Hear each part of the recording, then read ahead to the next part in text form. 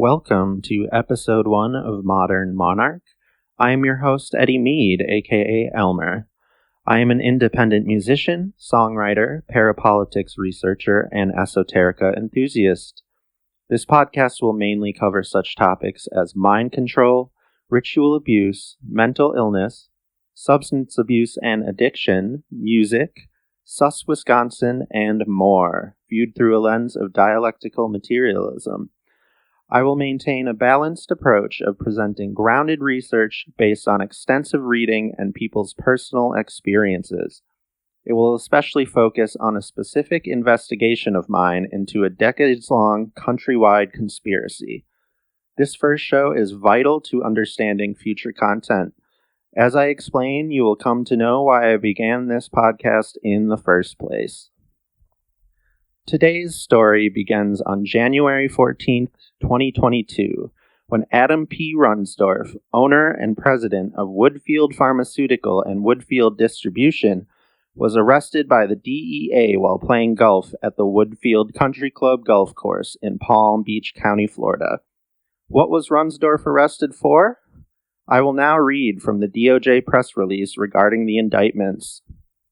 Quote, Florida-based pharmaceutical president indicted in counterfeit promethazine codeine drug trafficking conspiracy. February 2nd, 2022, for immediate release, contact Sally M. Sparks. Beaumont, Texas. A federal grand jury in Beaumont has returned a 3-count indictment charging a Florida resident, along with 9 other individuals, in a drug trafficking conspiracy in the Eastern District of Texas, announced Drug Enforcement Administration Special Agent in Charge Daniel C. Camo, Houston Division, and U.S. Attorney Britt Featherston today. The indictment charges Adam P. Runsdorf, 56, of Boca Raton, Florida, with conspiracy, trafficking in drugs with a counterfeit mark, and money laundering conspiracy. According to the indictment, Runsdorf is the owner and president of Woodfield Pharmaceutical, LLC, a pharmaceutical business based in Boca Raton, Florida, with a manufacturing facility in Houston, Texas. Runsdorf was arrested in Boca Raton on January 14, 2022, pursuant to a criminal complaint alleging the same charges. Runsdorf joins 9 other defendants in an existing indictment that was returned on November 3, 2021. The 9 Texas individuals who have already been arrested on the indictment are Tunji Campbell, aka Mike, 43, of Webster, Byron A. Marshall, a.k.a. Robert Griffin, a.k.a. Dr. Griffin, 43, of Houston, Cheryl A. Anderson, 43, of League City, Ashley A. Rhea, a.k.a. Ashley A. Johnson, 35, of Houston, Chantel D. Brown, a.k.a. Juan Brown, 49, of Manville, Willis Reed, 60, of Richmond, Kalpen D. Patel, 36, of Richmond, Jonathan R. Shaver, 35, of Richmond, and Gina Acosta, 40, of Fresno. According to the indictment, from April 2014 until August 2021, the defendants conspired to traffic misbranded and counterfeit drugs, specifically promethazine codeine cough syrup. The indictment alleges the conspiracy resulted in approximately $52,736,000 in drug trafficking proceeds. If convicted, the defendants face up to 20 years in federal prison.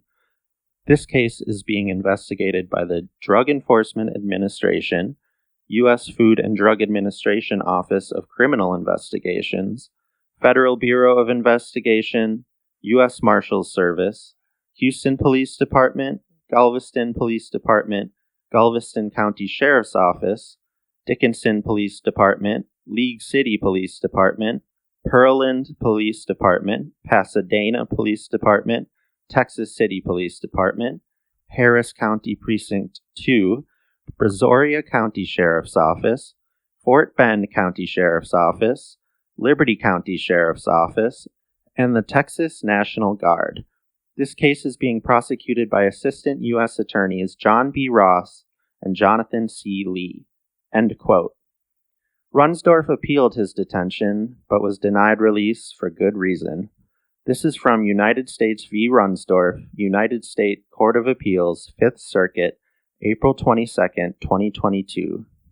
Quote, United States of America, Plaintiff Appellee versus Adam P. Runsdorf, Defendant Appellant, per curiam.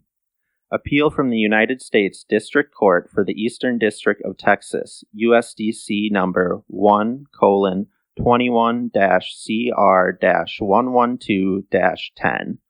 Before Davis, Jones, and Elrod, Circuit Judges, per curiam. A magistrate judge in the Southern District of Florida issued an order releasing appellant Adam P. Runsdorf before his impending trial on a number of charges in the Eastern District of Texas. The district court in the Eastern District of Texas then vacated the release order and ordered Runsdorf detained. For the reasons explained below, we affirm the detention order. 1. Background. Runsdorf is the owner and president of Woodfield Pharmaceutical LLC, or Woodfield, which holds itself out as a contract manufacturing organization specializing in liquid solutions and offering pharmaceutical outsourcing services including research and development, commercial manufacturing, regulatory support, packaging, and labeling. The government alleges that from approximately 2014 to August 2021, a drug trafficking organization partnered with Woodfield, including Runsdorf and his employees and facilities, for assistance with the development, production, and delivery of misbranded and counterfeit promethazine codeine cough syrup. The company is based in Boca Raton, Florida, and operates a manufacturing facility in Houston, Texas. Promethazine and promethazine codeine cough syrup are prescription drugs approved by the FDA for distribution within the United States, but they can have tranquilizing and euphoric effects when consumed at higher than recommended doses, especially when mixed with alcohol or drugs such as marijuana. As a result, some popular music has glamorized drinking promethazine codeine cough syrup for its mind-altering effects, and promethazine codeine has become increasingly popular among recreational drug users in Southeast Texas and elsewhere. Promethazine codeine cough syrup mixed with a soft drink is sometimes referred to as syrup, drank, or lean. Runsdorf allegedly, bullet point 1, met with members of the drug trafficking organization multiple times at the Woodfield facilities in Houston, Texas, to discuss improvements to the promethazine syrup product. Bullet point 2, instructed Woodfield employees to comply with the drug trafficking organization's request to make the product indistinguishable from other legitimate promethazine syrup products. Bullet point 3, allowed the drug trafficking organization access to Woodfield facilities, ensuring a more efficient large-scale production process of the promethazine syrup product. And, bullet point 4, requested that the drug trafficking organization increase its business with Woodfield by ordering more batches of the promethazine syrup product on a more frequent basis. The government believes that Runsdorf received between $3 million and $5 million by participating in the alleged counterfeiting scheme. The entire conspiracy allegedly made $52 million. A magistrate judge in the Eastern District of Texas issued a criminal complaint in January 2022 referencing several felonies. Runsdorf was arrested in Boca Raton, Florida 4 days later. A magistrate judge in the Southern District of Florida held a detention hearing 1 week after Runsdorf's arrest. The government argued for Runsdorf's pretrial detention under 18 U.S.C. 3142 F2A. Because his wealth and history of travel, the seriousness of the charges, and the potential sentence made him a flight risk. It also urged the court to consider the nature and seriousness of the danger to any person or the community that would be posed by Runsdorf's release. A supervisor from the Drug Enforcement Administration's Houston field office testified at length regarding the criminal complaint's allegations. He also testified that a confidential source told another DEA agent that Runsdorf attempted to flee the country by boat. Runsdorf supposedly told the source that he was about to travel from Boca Raton to the island of Saint Martin in the Caribbean Sea, and the source knew that Runsdorf owns and operates, with the assistance of a hired captain and crew, a 110-foot super yacht named the Marigot that he keeps in Fort Lauderdale, Florida. Runsdorf also owns a 30-foot Sea Ray boat, The government later clarified that the source had interpreted comments by Runsdorf, not that Runsdorf had stated that he would flee. The magistrate judge ordered Runsdorf's release pending trial. He reasoned that Runsdorf was neither a flight risk nor a danger to the community. The magistrate judge did, however, separately find that the weight of the evidence is very strong and the circumstances of the offense are a serious crime, all of which created an inference that Runsdorf would have a motive not to appear. The magistrate judge also clarified that, once Runsdorf has his first appearance in Texas, the judge in Texas is going to set their own bond. They may adopt my bond, they may adopt their own bond, or they may detain him. All these finites will be taken up with the judge in Texas. I'm just setting a bond to hold us over for a couple weeks until he can get to Texas. He then explained that until a judge in the Eastern District of Texas released Runsdorf, his order was held in abeyance. The government appealed and moved to stay the magistrate judge's order several days later. The district court in the Eastern District of Texas then held 2 separate hearings over a period of 4 days. These hearings included testimony from a DEA agent who testified that a confidential source told him that Mr. Runsdorf had been, in his words, spooked, and was fleeing the country for a number of factors. The investigator then personally met with the source after their initial conversation and testified that the source's information remained consistent. The source confirmed for a third time on the phone that he still believes that Runsdorf was preparing to flee. The court next heard testimony from a supervisory deputy United States Marshal, a special agent from the Internal Revenue Service's Criminal Investigations Division, and a DEA task force officer who initially submitted an affidavit to support the criminal complaint. A grand jury indicted Runsdorf on all 3 charged counts several days after the second hearing. The district court then vacated the magistrate judge's order and entered a pre-trial detention order because Runsdorf posed a risk of flight and a danger to the community. Runsdorf timely appealed. This is the same confidential source referenced by the other DEA agent during the first hearing. The district court, however, stated that the person who testified at the first hearing didn't. He wasn't a person who had spoken with the source like this witness has. And the district court therefore did not put much weight on anything that was said during the first hearing. This meeting occurred several days before Runsdorf's arrest. This last telephone call occurred nearly a week after Runsdorf's arrest and the day before the initial hearing. The marshal's testimony largely concerned his monitoring of Runsdorf's yacht and how difficult it had been to track. The IRS agent's testimony largely concerned Runsdorf's assets and financial reporting. The DEA task officer testified about a conference call 1 week before Runsdorf's arrest, during which nearly a dozen law enforcement officers discussed possible flight risk information. The general understanding was that Runsdorf would attempt to flee on January 14th, so the task force officer asked local law enforcement to conduct spot check surveillance and traveled to Florida. No one was able to find Runsdorf between January 10th and the afternoon of January 13th. Officers then obtained a warrant to begin tracking Runsdorf's phone, which led to his arrest. End quote. As you can tell, Runsdorf had the motive, ability, and opportunity to run, and based on his comments, he was likely contemplating running. A year later, in 2023, he pled guilty. I must note here, his wife took over his companies after this run-in with the law of his, to put it lightly. There is a thread there that we will eventually unfurl. Anyhow, now I will read a press release from the U.S. Attorney's Office, Eastern District of Texas, regarding Adams' sentencing.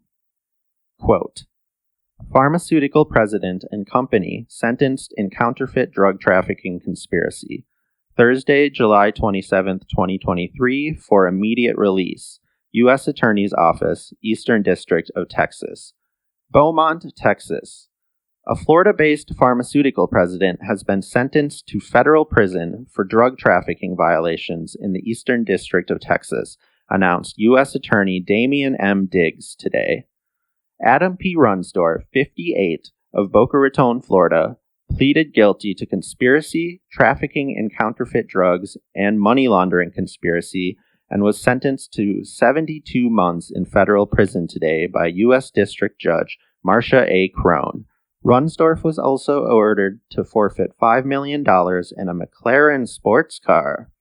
According to the indictment, from April 2014 until August 2021, Runsdorf, the owner and president of Woodfield Pharmaceutical LLC based in Boca Raton, Florida, conspired with drug traffickers in Houston, Texas, to distribute misbranded and counterfeit cough syrup. Runsdorf's company pleaded guilty to the same charges and was ordered to forfeit $1 million and fined $50,000. According to information presented in court, Byron A. Marshall, 43, of Houston, utilized Woodfield Pharmaceuticals' manufacturing facility and employees in Houston to produce more than 500,000 pints of counterfeit cough syrup. Marshall's drug trafficking organization sold the counterfeit drugs across Texas, Louisiana, Mississippi, Alabama, Georgia, South Carolina, Tennessee, Wisconsin, California, Florida, Arkansas, and Ohio. Prices generally ranged from $100 to more than $1,000 per 1-pint bottle. Depending on the market and brand of cough syrup, prices went as high as $3,800 to $4,000 per pint. During the conspiracy, Marshall communicated directly with Runsdorf regarding production of the counterfeit cough syrup. At Runsdorf's request, Marshall paid Woodfield Pharmaceutical in cash only, and Woodfield employees mailed the cash directly to Runsdorf in Boca Raton. All 11 defendants charged in the indictment, including Runsdorf and Marshall, pleaded guilty. 6 have been sentenced in addition to Runsdorf. Tunji Campbell pleaded guilty to conspiracy, trafficking in counterfeit drugs, and money laundering conspiracy and was sentenced to 135 months imprisonment. Chantel D. Brown pleaded guilty to conspiracy and trafficking in counterfeit drugs and was sentenced to 72 months imprisonment. Cheryl A. Anderson, Ashley A. Rea, and Maria Anzurez Camarena each pleaded guilty to conspiracy and were sentenced to 60 months imprisonment. 5 others, including Marshall, are awaiting sentencing. In his role as owner and president of Woodfield Pharmaceutical LLC, Adam Runsdorf knew his company was producing thousands of gallons of counterfeit cough syrup, labeled to be nearly identical to a discontinued product, to be distributed to drug traffickers in Texas and other states, said U.S. Attorney Damian M. Diggs. Runsdorf knew that drug traffickers were selling the counterfeit cough syrup to street-level users, and he profited greatly from the sale of the counterfeit cough syrup. Runsdorf's greed earned him a significant prison sentence. Food and drug products, particularly pharmaceuticals such as cough syrups, undergo rigorous testing and inspection by federal authorities to ensure their safety. When companies evade inspection and certification requirements, innocent consumers are put at risk. EDTX is committed to ensuring public safety and upholding public trust through the vigorous prosecution of those that skirt these safety requirements. This sentence sends a strong message to anyone misusing their trusted role and privilege granted by DEA to handle controlled substances, said DEA Special Agent in charge of the Houston Division, Daniel C. Camo. This case shows how collaborative efforts between state, local, and federal partners on multiple fronts are capable of holding large pharmaceutical distribution companies like Woodfield Distribution accountable by immediately suspending its dangerous operations and bringing its CEO behind bars. Today's sentence sends a clear message that the laws of the land apply to everyone, regardless of position or power, said Special Agent in Charge Christopher J. Altimus, Jr., of IRS Criminal Investigation, CI, Dallas Field Office. Adam Runsdorf abused his role as CEO of Woodfield Distributors to participate in the laundering of hundreds of thousands of dollars derived from illegally manufactured and distributed controlled substances. Mr. Runsdorf's sentence is a direct result of the excellent partnership between law enforcement and the U.S. Attorney's Office in combating drug trafficking and money laundering. I am extremely proud of the CI special agents who used their unique financial expertise to help unravel this complex fraud and money laundering scheme. IRS CI will continue to work with our law enforcement partners to stop criminals like Mr. Runsdorf from endangering the American public. This effort is part of an Organized Crime Drug Enforcement Task Force's OCDETF operation. OCDETF identifies, disrupts, and dismantles the highest level criminal organizations that threaten the United States using a prosecutor-led, intelligence-driven, multi-agency approach.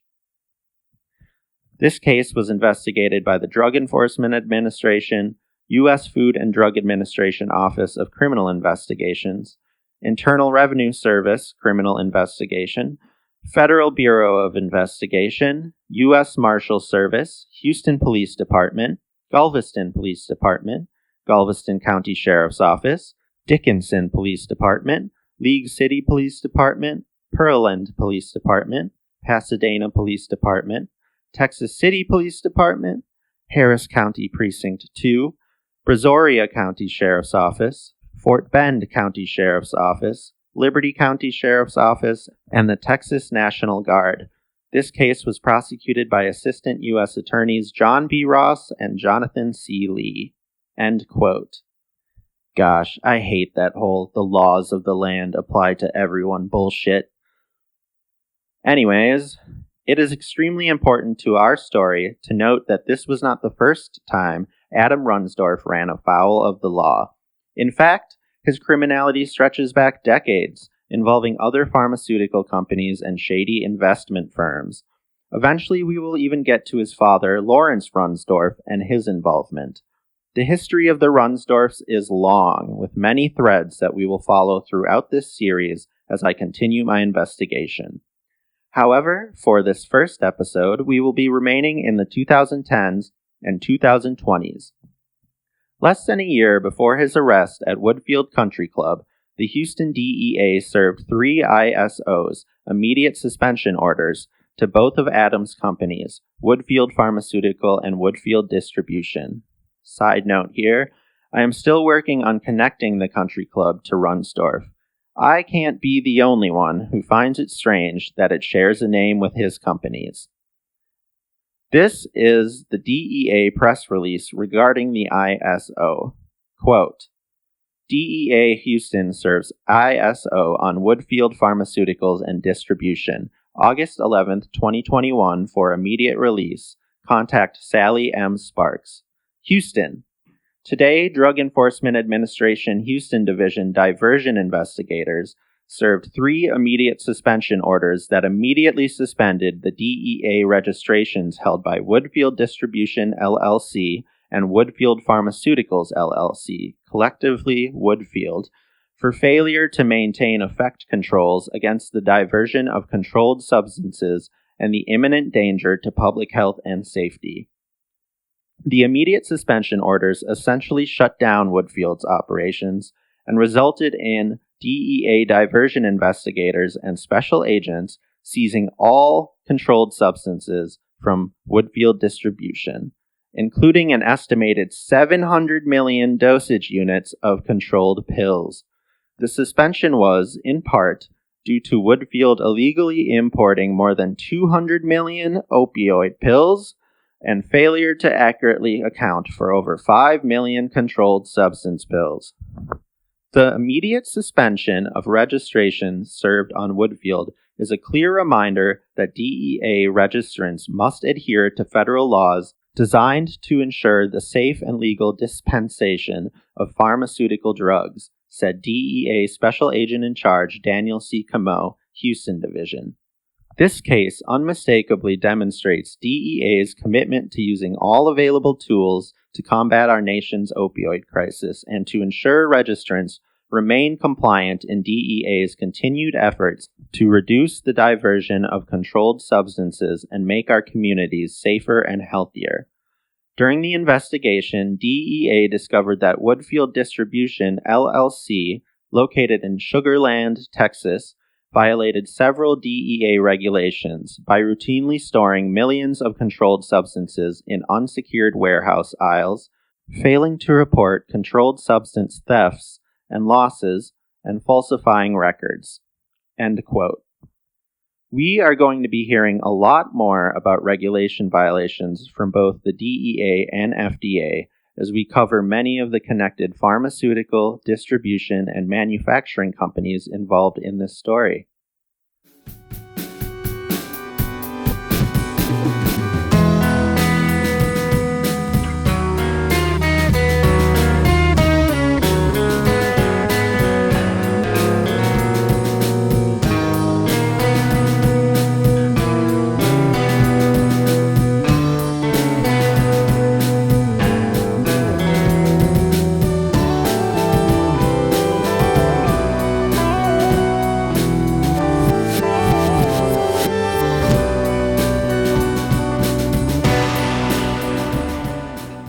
So, why wasn't Runsdorf charged and arrested for this massive opioid importing operation? It seems to me like an even bigger deal than the counterfeit cough syrup conspiracy he ended up imprisoned for. Did the DEA not have enough evidence? It certainly does not seem that way, as you will be able to tell from the next things I read. First, here is the headline from an August 4th, 2023 press release by the U.S. Attorney's Office, Southern District of Florida. Quote, Adam Runsdorf and Woodfield Distribution, LLC agree to pay $2.475 million to resolve allegations they failed to properly account for controlled substances. End quote. Next, from the actual settlement agreement itself. Quote, Settlement agreement. This settlement agreement, or agreement, is made and entered into this blank day of February 2023 between the United States of America, or United States, acting by and through the United States Attorney's Offices for the Southern District of Florida and the Southern District of Texas, on behalf of the Drug Enforcement Administration, or DEA, Woodfield Distribution LLC, or WDSRX, and Adam Runsdorf, or Runsdorf, collectively the parties. Recitals. 1. WDSRX is a DEA registrant located and doing business in the Southern District of Florida and in the Southern District of Texas. WDSRX is owned and operated by Adam Runsdorf. WDSRX is located at 951 Clint Moore Road, Boca Raton, Florida, 33487, and at 1113 Gillingham Lane, Suite A, Sugarland, Texas, 77530. 2. WDSRX is registered with DEA and was assigned the following unique DEA numbers. A. RW 0518932. B.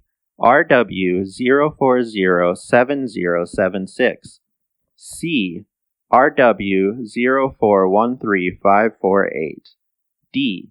RW 0433653. E.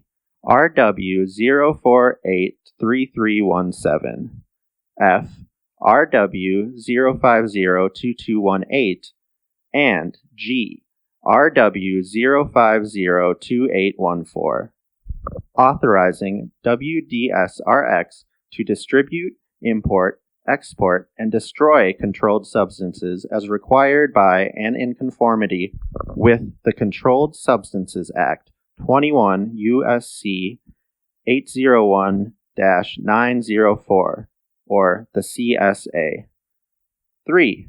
The Drug Enforcement Administration, or DEA, is the component agency of the United States Department of Justice primarily responsible for administrating the CSA and is vested with the responsibility for investigating violations of the Act. The CSA regulates persons and companies that manufacture, distribute, and dispense controlled substances in order to prevent diversion. The CSA aims to protect the public's health and safety from dangers posed by highly addictive or dangerous controlled substances that are diverted into the illicit market, while also ensuring that patients have access to pharmaceutical-controlled substances for legitimate medical purposes. Entities that dispense controlled substances are required to have a valid DEA registration number and are referred to as registrants. Among other preventative measures, DEA registrants must comply with various record-keeping requirements. Remedies resulting from violations of the CSA or its regulations, 21 CFR 1300.01, include civil penalties. 4. WDS-RX and Runsdorf acknowledge that their distributorship facilities were required to operate in accordance with the statutory and regulatory provisions of the CSA and its implementing regulations. 5. The United States contends that it has certain civil penalty claims against WDS-RX and Runsdorf for the conduct of its distributor warehouses between 2017 and 2021, or covered time period, and that WDS-RX and Runsdorf are subject to monetary penalties as provided in 21 U.S.C. 842C. The specific conduct the United States alleges by WDS-RX and Runsdorf is set forth in Attachment 1 of the United States Statement of Covered Conduct, or Covered Conduct. 6. This agreement is neither an admission of liability by defendants except to the extent admitted in Runsdorf's guilty plea, nor a concession by the United States that its claims are not well-founded. 7. To avoid the delay, uncertainty, inconvenience, and expense of protracted litigation of the above claims, the parties have reached a full and final understanding pursuant to the terms and conditions below. Terms and conditions. 1. WDS-RX and Runsdorf shall pay the sum of $2,475,000, or the settlement amount, to the United States as follows. A. The sum of $1,725,000 to the U.S. Attorney's Office for the Southern District of Florida, and B. The sum of $750,000 to the U.S. Attorney's Office for the Southern District of Texas, by electronic funds transfer pursuant to written instructions provided by each office no later than 10 business days after the effective date of this agreement. 2. Should WDS-RX and Runsdorf fail to perform as stipulated herein, the United States reserves the right to rescind this agreement and seek the maximum penalties provided under the law against them for all violations of the CSA. 3. Subject to the exceptions in paragraph 4 concerning excluded claims below, and conditioned upon WDS-RX and Runsdorf's full payment of the settlement amounts, the United States releases WDS-RX and Runsdorf from any civil monetary claim the United States has asserted or could assert for the covered conduct under Title 21 U.S.C. 842C, including attorney's fees, costs, and expenses of every kind of however denominated. 4.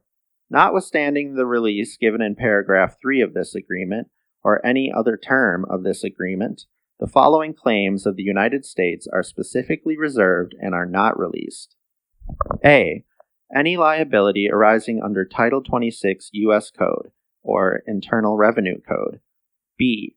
Any criminal liability. C. Except as explicitly stated in this agreement, any administrative liability. D.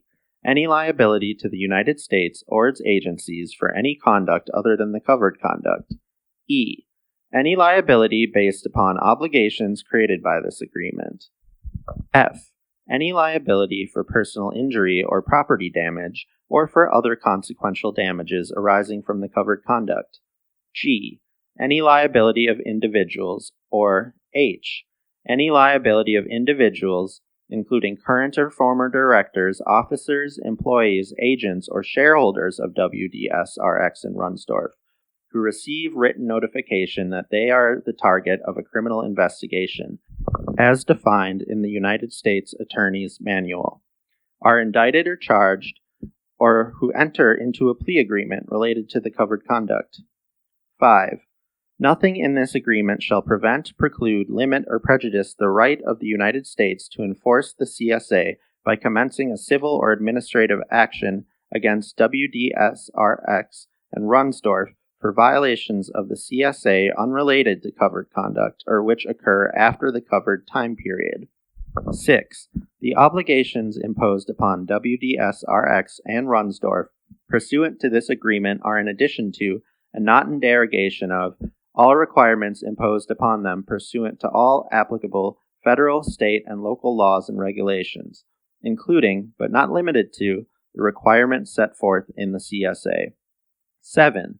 WDSRX and Runsdorf waive and shall not assert any defenses WDSRX and Runsdorf may have to any criminal prosecution or administrative action relating to the covered conduct that may be based in whole or in part on a contention that, under the Double Jeopardy Clause in the Fifth Amendment of the Constitution, or under the Excessive Fines Clause in the Eighth Amendment of the Constitution, this agreement bars a remedy sought in such criminal prosecution or administrative action.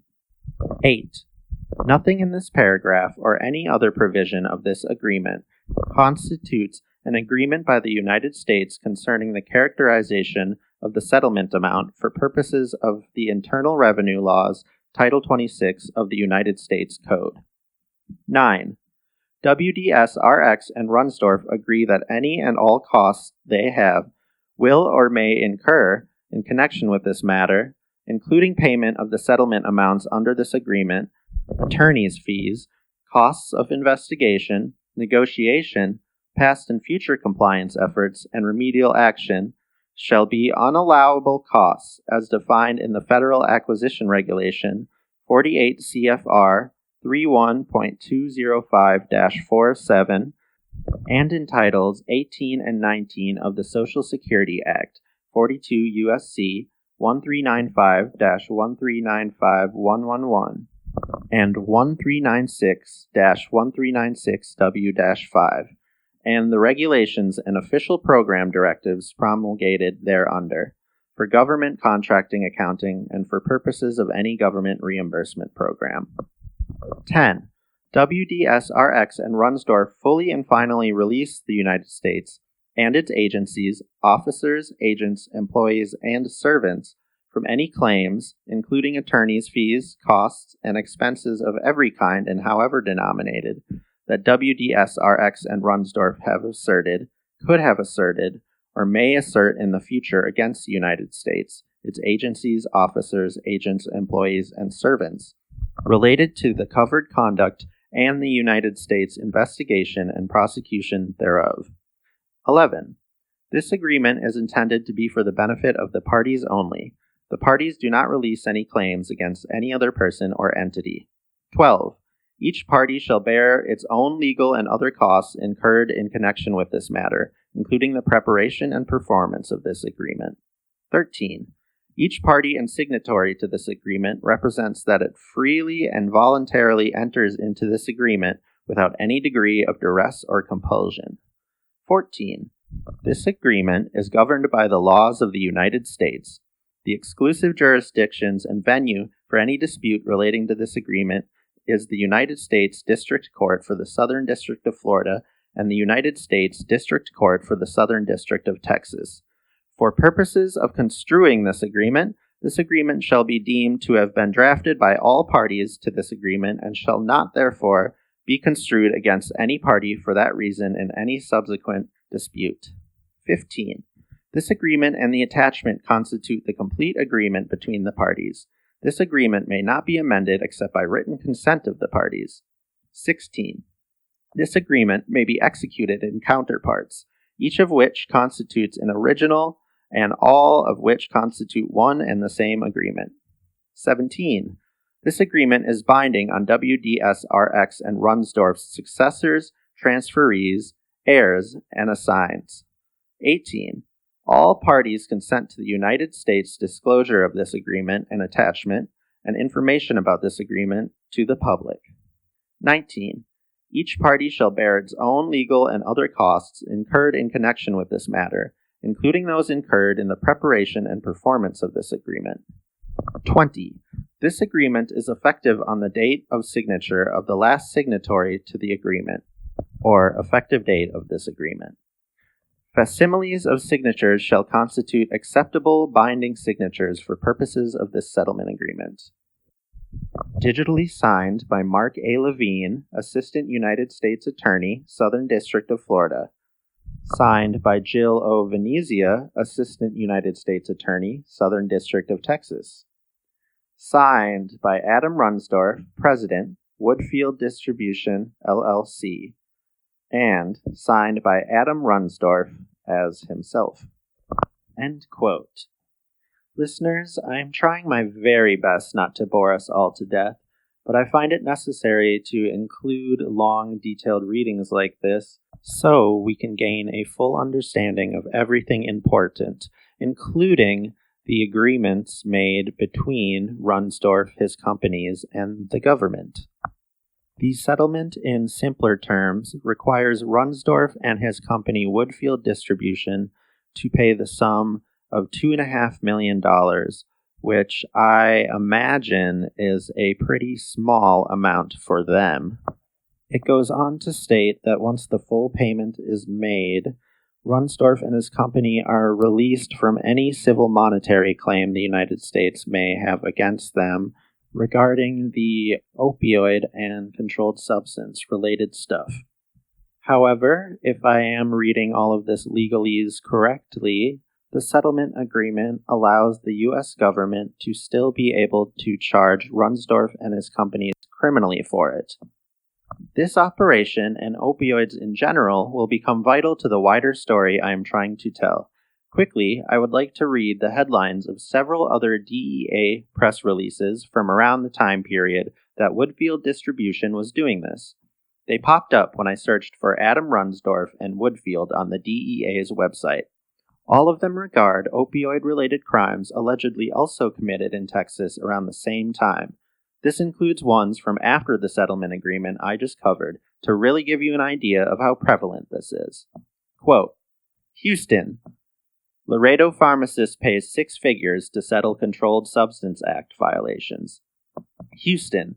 Complaint filed against Houston Pharmacy and its owners for violations of the Controlled Substances Act. San Antonio. Private shipping company to pay $400,000 to settle allegations of trans-shipping fentanyl precursor chemicals. Beaumont. Houston armed felon sentenced to 12 years in federal prison for distributing fentanyl. Houston. Multiple pharmaceutical distributor executives, sales representatives, and brokers charged in connection with unlawful sales of over 70 million opioid pills. Waco. Chemical importer to pay $300,000 in civil penalties for alleged violations of the Controlled Substances Act. Houston. Houston group arrested for running pharma-grade drug stash house. San Antonio. Former physician is sentenced to 30 months after conviction for diverting prescription opioids. Houston. Clinic office manager sentenced for operating $1.2 million pill mill scheme. Houston. Physician sentenced for $1.2 million pill mill scheme. Laredo. Longtime Laredo drug dealer heads to prison for selling China White. San Antonio. Federal court orders San Antonio area pharmacy and pharmacist to pay $275,000 civil penalty in case alleging unlawful opioid distribution. Houston. Pharmacist convicted for conspiring to unlawfully dispense over 100,000 opioid pills. Austin. Austin Pharmacy to pay $200,000 in civil penalties for alleged violations of the Controlled Substances Act. Houston. Houston rapper The Bread Man sentenced for trafficking narcotics. Texarkana. Texarkana, Texas men arrested on federal drug trafficking and firearms violations. Houston. DEA Houston shuts down wholesale RX Inc. distribution operations. Beaumont. This one is a Runsdorf and Woodfield one. Austin. 13 arrested for fentanyl distribution. Washington. Operators of 3 Texas pharmacies and 2 pain clinics arrested for illegally dispensing nearly 4 million opioid pills. Houston, Texas physician found guilty for unlawfully prescribing over 1.3 million doses of opioids. San Antonio, 3 area men indicted for distribution of opioids. Houston, this is another Runsdorf and Woodfield one. San Antonio, 12 indicted for drug trafficking in San Antonio area. Houston, several area residents arrested in ongoing drug trafficking and money laundering conspiracies. Wow. Really makes you wonder, where did the opioids that Woodfield imported end up? I am still looking into that and any possible connections to these other alleged and confirmed crimes. Obviously that will take me a while, and it is only one of many aspects of this story I am continuing to investigate. Now that I have laid all of this information out for you, I must explain the reasons that all of it is important. This is going to lead us in directions that may blow your mind. You will have plenty to consider after finishing this first episode. Remember, this is just a primer to establish some basic info before we dive much deeper into in-depth material and hidden history.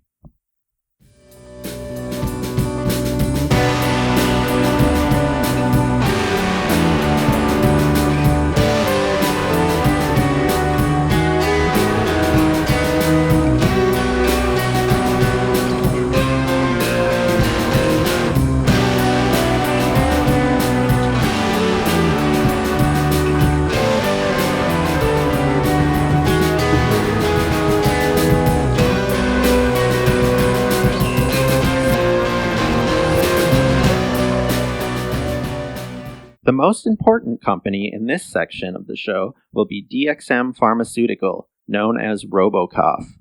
The most important chemical is dextromethorphan, often shortened to DXM. It is most commonly known as the main ingredient in over-the-counter cough syrup, but its recreational use and abuse began as soon as products containing DXM hit the market in the mid-1900s. Before I connect DXM and Robocough to Woodfield for you, let's jump back in time to 1954, during an era infamous for MKULTRA and its many subprojects. Did you know that dextromethorphan was first tested by the CIA and US Navy as part of the MK Pilot subproject? Not many people do, definitely not enough. I am about to read a short excerpt from a memorandum sent to the Secretary of Defense by the General Counsel of the Department of Defense on September 20th, 1977. This is from Section 3, titled Navy Programs. Quote, Identification of non-addictive substitute for codeine. This project began in 1954 and was continued at least until 1964. It was performed at the facilities of another government agency located in Kentucky. The involvement of the Navy was only as a conduit for funds between the Central Intelligence Agency and a researcher who was associated with a federal government agency. One of the funding documents identifies this as part of Project MK Pilot. According to the information available to the Navy, the purpose of the project was to find a non-addictive substitute for codeine. This work was done at the Addictive Research Center, U.S. Public Health Service Hospital in Lexington, Kentucky. It is unclear from the information available to the Navy whether the researcher was an independent scientist using government facilities or a government employee. It appears that the researcher tested some 800 compounds on addicted patients. There is no indication in the documents as to the number of persons involved or the compounds tested. 3 compounds were retained and all are now common drugs. Darvon, which is used as a painkiller, dextromethorphan, which is used in cough syrup, and Lomotil, which is used as an anti-diarrhea drug. The Central Intelligence Agency transferred at least $282,215 to the Office of Naval Research for this program, with instructions to make the funds available to the researcher at the U.S. Public Health Service Hospital. The project costs appear to have been between $34,000 and $45,000 per year. These documents specify that the interest of CIA in this project is classified secret and is not to be revealed. End quote. We will be learning a lot more about the drug's recreational use and abuse as well as its possible connections to a modern-day iteration of Project Monarch. I hope that sounds interesting, exciting, and makes you want to continue listening, because it is an incredible rabbit hole. Now, a little bit of reading from the Wikipedia page for dextromethorphan.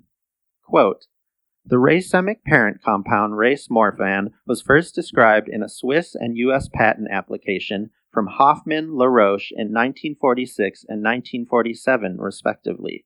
A patent was granted in 1950. A resolution of the two isomers of racemorphan with tartaric acid was published in 1952, and dextromethorphan was successfully tested in 1954 as part of U.S. Navy and CIA-funded research on non-addictive substitutes for codeine. Dextromethorphan was approved by the FDA in 1958 as an over-the-counter antitussive. As had been initially hoped, dextromethorphan was a solution for some of the problems associated with the use of codeine phosphate as a cough suppressant, such as sedation and opiate dependence. But like the dissociative anesthetics phencyclidine and ketamine, dextromethorphan later became associated with non-medical use. During the 1960s and 1970s, dextromethorphan became available in an over-the-counter tablet form by the brand name Romalar. In 1973, Romalar was taken off the shelves after a burst in sales because of frequent misuse. A few years later, products with an unpleasant taste were introduced, such as Vicks 44 and Dextrotussin, but later the same manufacturers began producing products with a better taste. The advent of widespread internet access in the 1990s allowed users to rapidly disseminate information about dextromethorphan, and online discussion groups formed around use and acquisition of the drug. As early as 1996, dextromethorphan hydrobromide powder could be purchased in bulk from online retailers, allowing users to avoid consuming dextromethorphan in syrup preparations. FDA panels considered moving dextromethorphan to prescription status due to its potential for abuse, but voted against the recommendation in September 2010, citing lack of evidence that making it prescription only would curb abuse. Some states have restricted the sale of dextromethorphan to adults or put other restrictions on its purchase in place, similar to those for pseudoephedrine. As of the 1st of January 2012, dextromethorphan is prohibited for sale to minors in the state of California and in the state of Oregon as of the 1st of January 2018, except with a doctor's prescription. Several other states have also begun regulating sales of dextromethorphan to minors. End quote. Another interesting thing I will read is from a Gizmodo article written by Esther Inglis Arkell, published on September 17, 2015.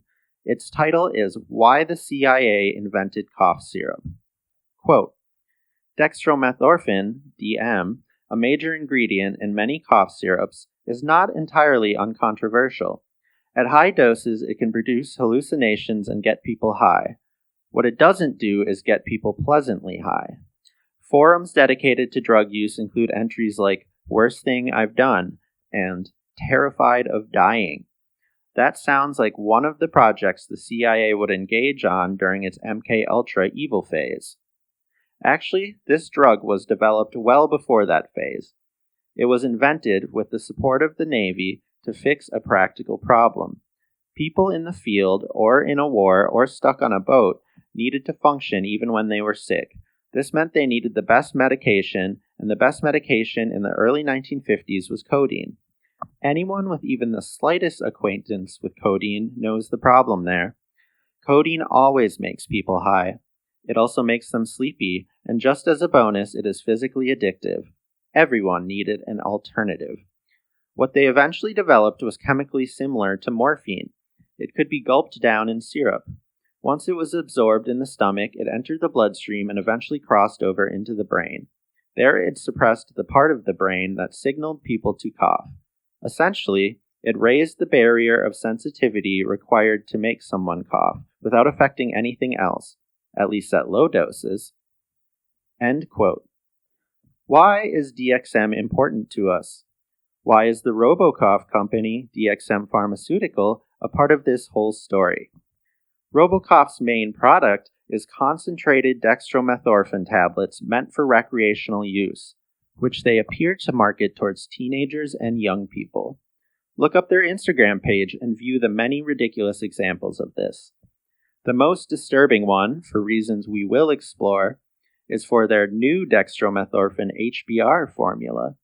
The name of this product is Bupropidex. It contains a bunch of monarch butterflies fluttering around a bottle of the drug. Project Monarch, anyone? We will also explore their logo itself, definitely different from most pharmaceutical company logos you will see out there, and everyone involved in its creation and patenting. The introduction of these DXM products was a game changer for recreational users, as they no longer have to chug bottles of sickly syrup to get high. It reminds me a lot of the Romalar tablets from the 1960s that we just read about a little bit ago. We will need to talk about RoboCough's other new products later. Upcoming shows will feature personal experiences of myself, family members, and others. Don't worry, every single thing we cover, little and large, will eventually tie in together to tell an amazing story that you will not want to miss. We are going to blow things wide open, folks. Anyway, one reason DXM Pharmaceutical, aka RoboCough, is so important is that at certain points it was working with Adam Runsdorf's company Woodfield Pharmaceutical. On multiple occasions in 2019, during the period the aforementioned counterfeit cough syrup conspiracy was occurring, DXM Pharmaceutical and Woodfield Pharmaceutical filed with the FDA together for the RoboCough product. Woodfield is listed as the manufacturer. The dates of these filings are 1 on April 26, 2019, 2 on November 23, 2019, and 1 more on July 9, 2021. In the process of writing this episode, I rediscovered the 2021 filing because pharmaceutical is spelled wrong, with the E and U switched around. I am wondering if this may have been intentional, to obscure the fact that Woodfield and DXM Pharmaceutical were still working together in 2021. 1 month and 2 days after their FDA filing for RoboCough together, the Houston DEA served the immediate suspension orders, ISOs, on Woodfield Pharmaceutical and Distribution and seized all of their controlled substances, including an estimated 700 million dosage units of controlled pills. The suspension was partially because Woodfield illegally imported more than 200 million opioid pills and failed to accurately account for over 5 million controlled substance pills. One of many things I would like to figure out is what those controlled substance pills were.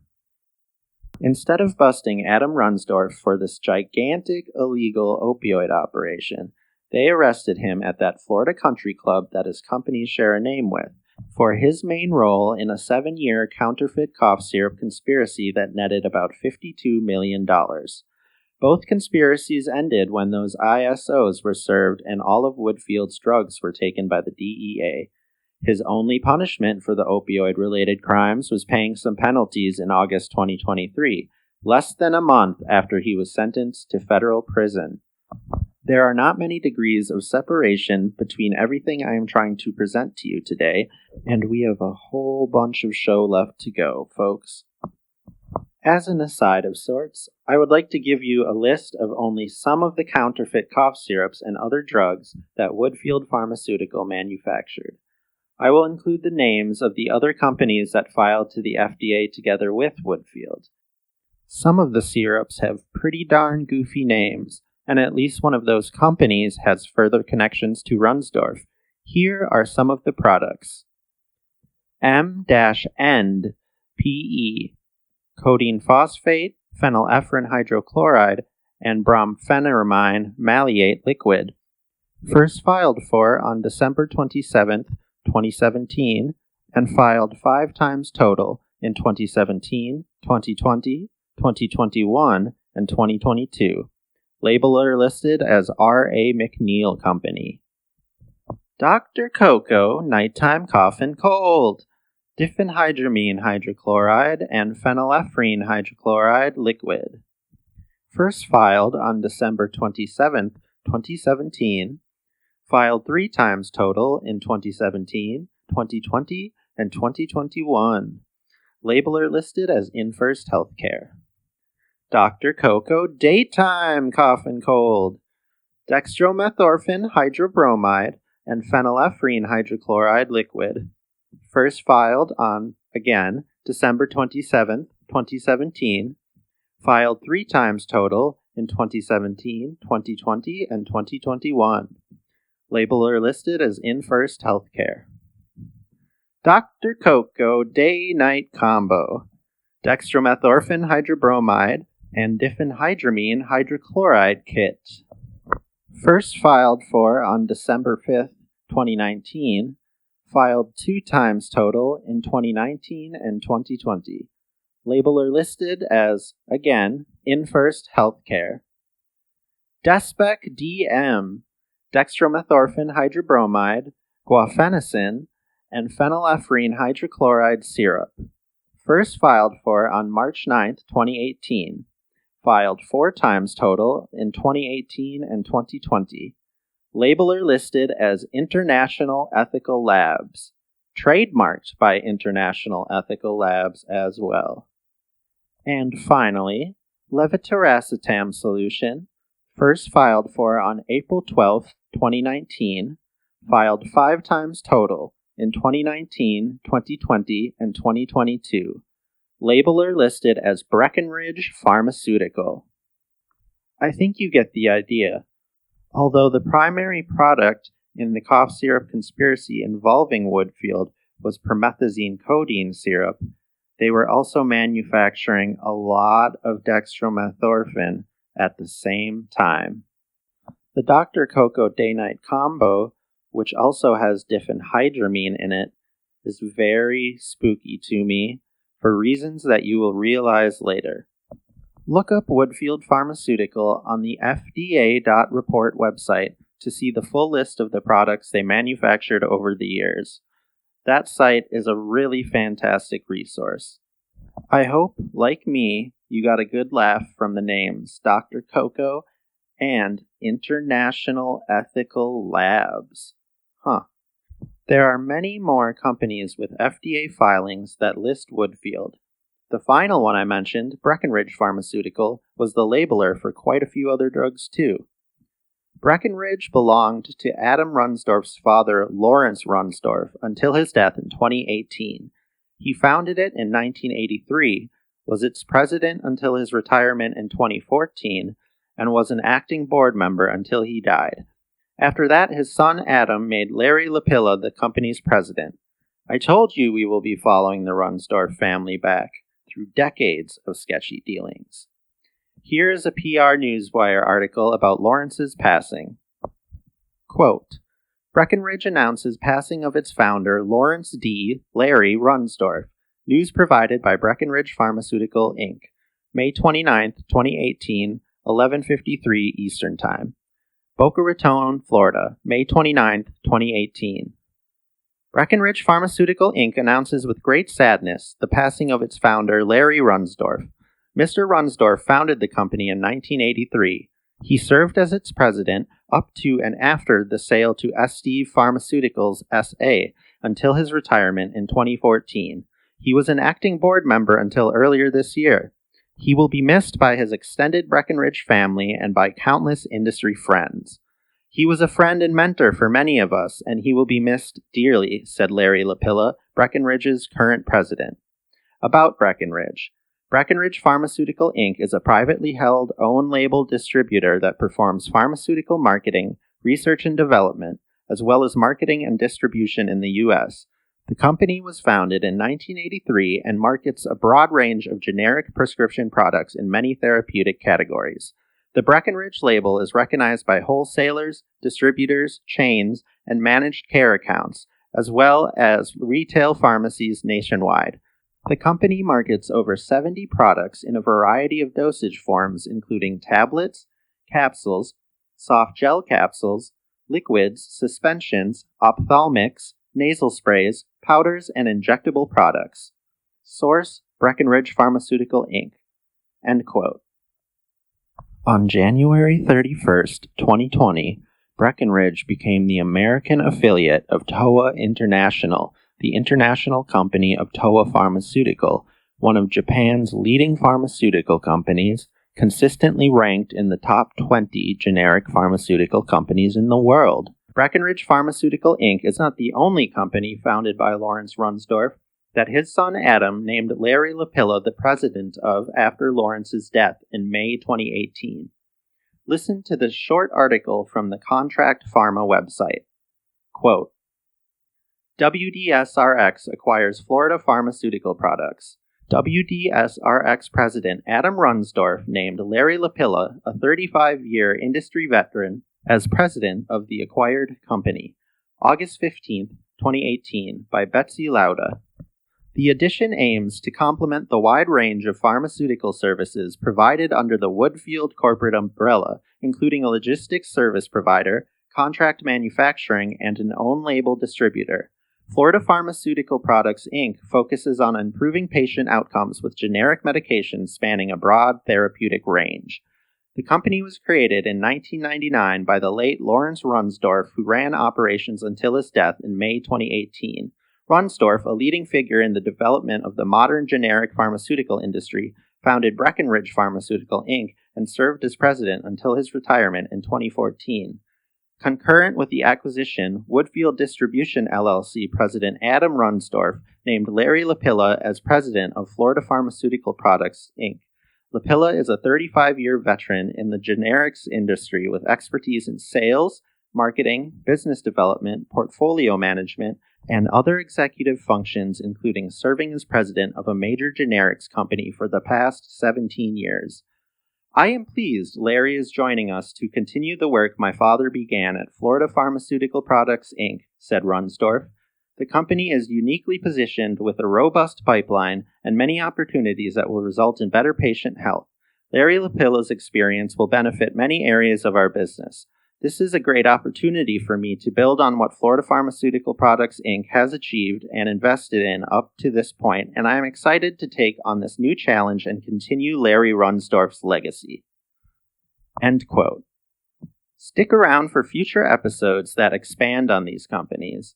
For example, I think you will find it interesting that for a while, Lawrence's company, Breckenridge, operated out of the same building as one of his son Adam's old companies, and documents allege that together they were a conduit for counterfeit drugs. Does that sound familiar to you? There is a treasure trove of such shit about the Runsdorfs. This is only the beginning. Quickly recall that earlier I mentioned investment firms. To transition to our next section, we will need to zone in on another one of DXM Pharmaceuticals' FDA filings, this one from June 13, 2019, right in between the filings with Woodfield. The manufacturer listed in this filing is named Monarch PCM. Do I still have your attention?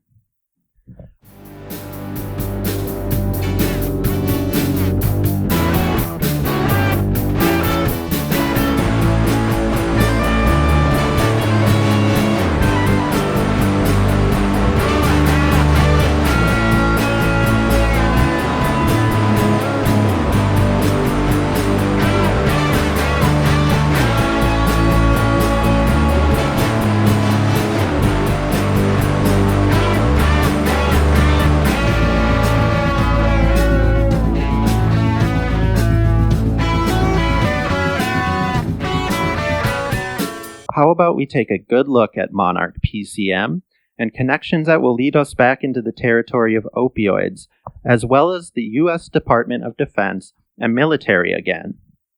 These days, MonarchPCM.com is not under their control, as they are no longer a company, which I will explain. It is now some type of website for soccer, with all of its text in Chinese. Because we cannot glean any information from their former website, let's read from their page on rocketreach.co. Quote, Monarch PCM LLC is a pharmaceutical contract manufacturer located in Fort Worth, Texas. Our mission is to discover, design, and develop innovative, unique, and cost-effective products for our customers. We use advanced technologies to produce high-quality pharmaceuticals and continue our constant pursuit of higher manufacturing standards. Competitive innovation, We invest in the latest equipment and technology to produce high-quality products. Utilization of our knowledge of the market to design and develop successful competitive products. Strong focus on quality, reliability, and efficiency to provide a full turnkey experience. Full turnkey facility.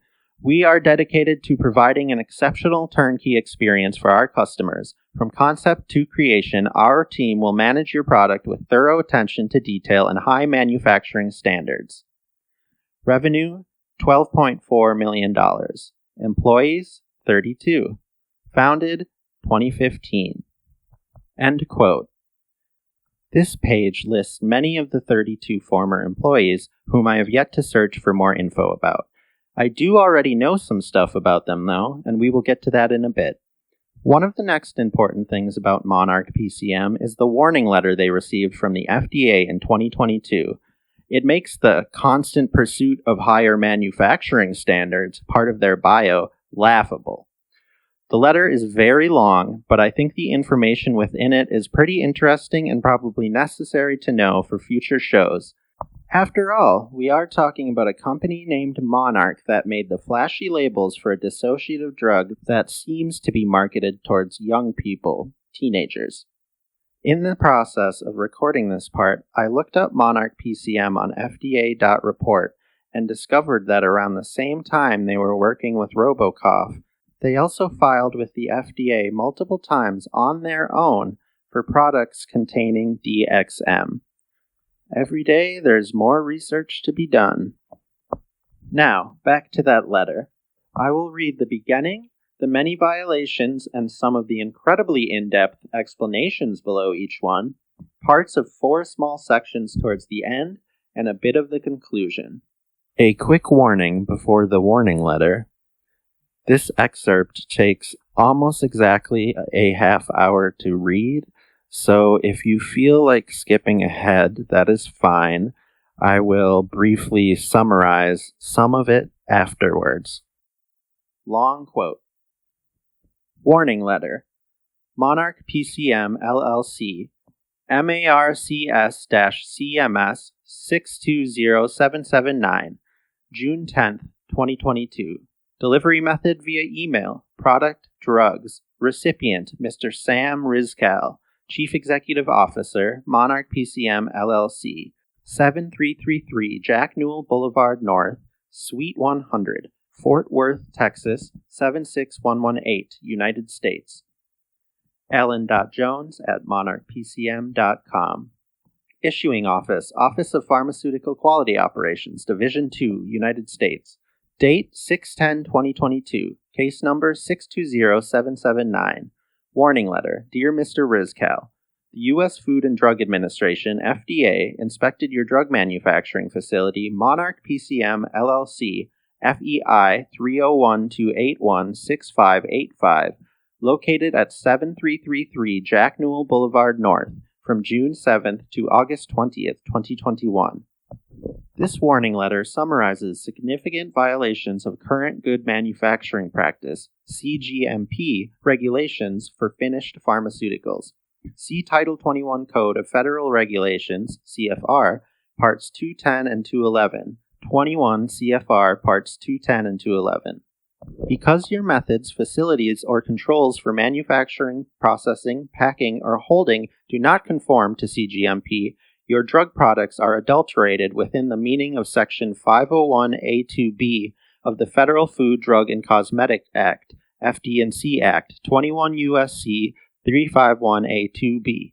Your firm manufactures the products hydroquinone, USP, 4% skin bleaching cream, sodium sulfacetamide, 10% wash, sodium sulfacetamide, 10% and sulfur 5% cleanser, and selenium sulfide 2.25% shampoo. These products are unapproved new drugs in violation of Sections 505A of the FD&C Act, 21 U.S.C. 355A. Introduction or delivery for introduction of such products into interstate commerce is prohibited under Section 301D of the FD&C Act, 21 U.S.C. 331D. Furthermore, your hydroquinone USP 4% skin bleaching cream, B4, and selenium sulfide 2.25% shampoo, B4, are not properly listed with the FDA as required by Section 510J of the FD&C Act 21 U.S.C. 360J. Failure to properly list a drug product is prohibited and will render a drug misbranded under 301P and 5020 of the FD&C Act 21 U.S.C. 331P and 3520. Introduction or delivery for introduction of such products into interstate commerce is prohibited under Sections 301A of the FD&C Act 21 U.S.C. 331A. These violations are described in more detail below. We reviewed your September 13, 2021 response to our Form FDA 483 in detail and acknowledge receipt of subsequent correspondence. During our inspection, our investigators observed specific violations including, but not limited to, the following. 1. Your firm failed to thoroughly investigate any unexplained discrepancy or failure of a batch or any of its components to meet any of its specifications, whether or not the batch has already been distributed. 21 CFR 211.192. You failed to adequately investigate out-of-specification OOS results for both drug components and finished drug products. You invalidated microbial OOS results based on limited and inadequate investigations. For example, you tested additional samples and released batches based on subsequent passing results when Burkholderia capacia complex, BCC, was detected in several aqueous-based drug products including B4 and B4. Your investigations into these OOS results spanning September 2018 to October 2019 consistently referenced improper equipment cleaning. However, the root cause remains uncertain. You also failed to ensure that appropriate corrective actions and preventative actions, CAPAs, were adequately implemented to prevent recurrence of BCC contamination. Furthermore, for B4 and B4, you concluded that the passing retest results provided proof of the effectiveness of the preservative in the product. Additional examples of inadequate investigations include failure to thoroughly investigate multiple out-of-limit microbial results in both your old and new B4 water systems. You also failed to adequately address potential root causes when an adverse pattern of BCC contamination was observed between November 2019 and May 2021. Numerous aqueous-based drug products were manufactured and released during this period. Failure to extend microbial contamination investigations to other potentially impacted drug products.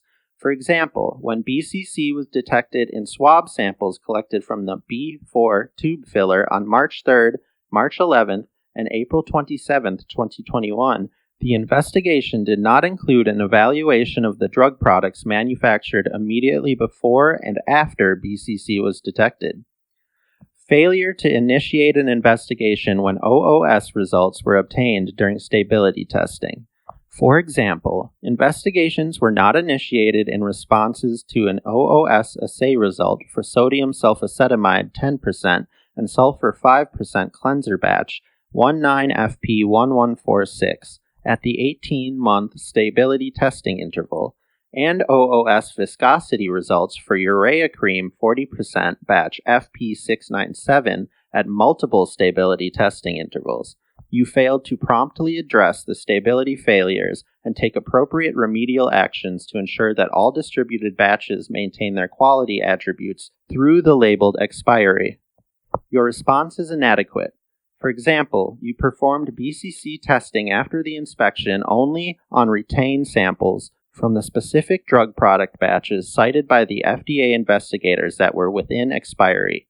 You also failed to address stability sample chemical testing failures and water microbial contamination failures, and implement systemic corrective actions and preventative actions, CAPA.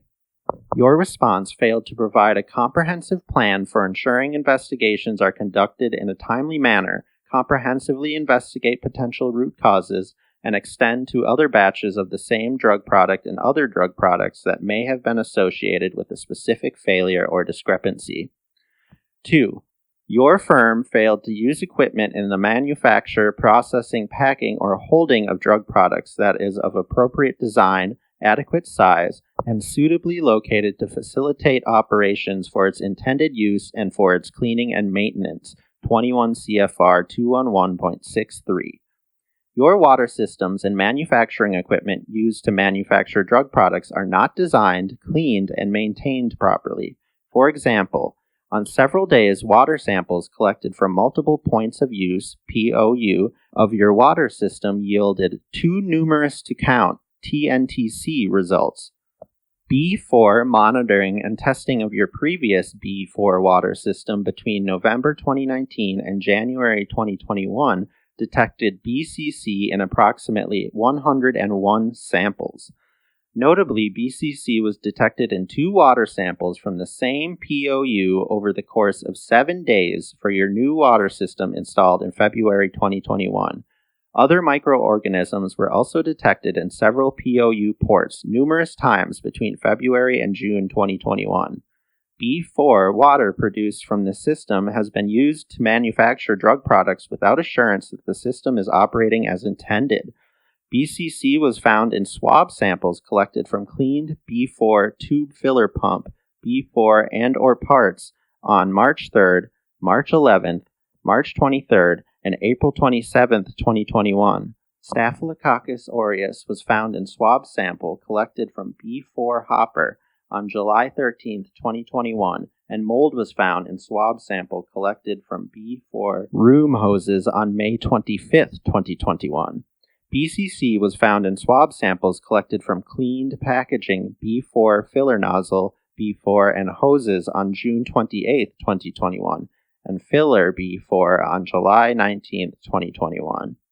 In your response, you acknowledged that the new water system performance qualification protocol was insufficient in many aspects and shared your plan to develop and execute a new protocol.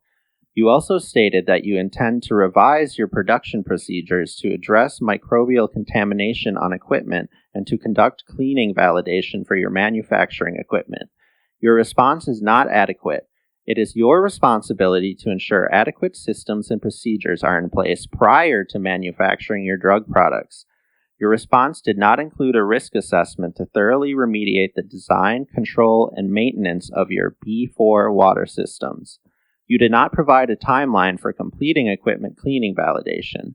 We remain concerned about the design, control, cleaning, and maintenance of your water system and equipment based on your persistent findings of objectionable microorganisms. 3. Your firm's quality control unit failed to exercise its responsibility to ensure drug products manufactured are in compliance with CGMP and meet established specifications for identity, strength, quality, and purity, 21 CFR 211.22. Your quality unit, QU, did not provide adequate oversight for the manufacture of your drug products. For example, multiple drug products that did not meet their specification were released. Testing for BCC was not performed as required per established specifications for numerous non-sterile, aqueous-based drug products. Batch production records were not established and followed for reprocessing. CGMP records, such as microbiological notebooks, logbooks, and BCC-related microbiological laboratory investigation reports, MLIRs, were missing, and no investigation was initiated. Your QU is responsible for fully exercising its authority and/or responsibilities. Further, data integrity is critical throughout the CGMP data lifecycle, including in the creation, modification, processing, maintenance, archival, retrieval, transmission, and disposition of data after the record's retention period ends. In your response, you stated your prior quality assurance QA and research and development R&D executives were inexperienced, which resulted in confusion and quality deficiencies. You provided an updated quality manual, procedures, and product specifications. You also committed to initiating investigations for missing MLIRs and performing a risk assessment for any released product associated with missing MLIRs. We acknowledge that you recalled all batches identified during the inspection that did not meet specifications and were within expiry, including hydroquinone USP 4% cream batch 21FP1731 and sodium sulfacetamide 10% wash batches 21FP1737 and 21FP1738.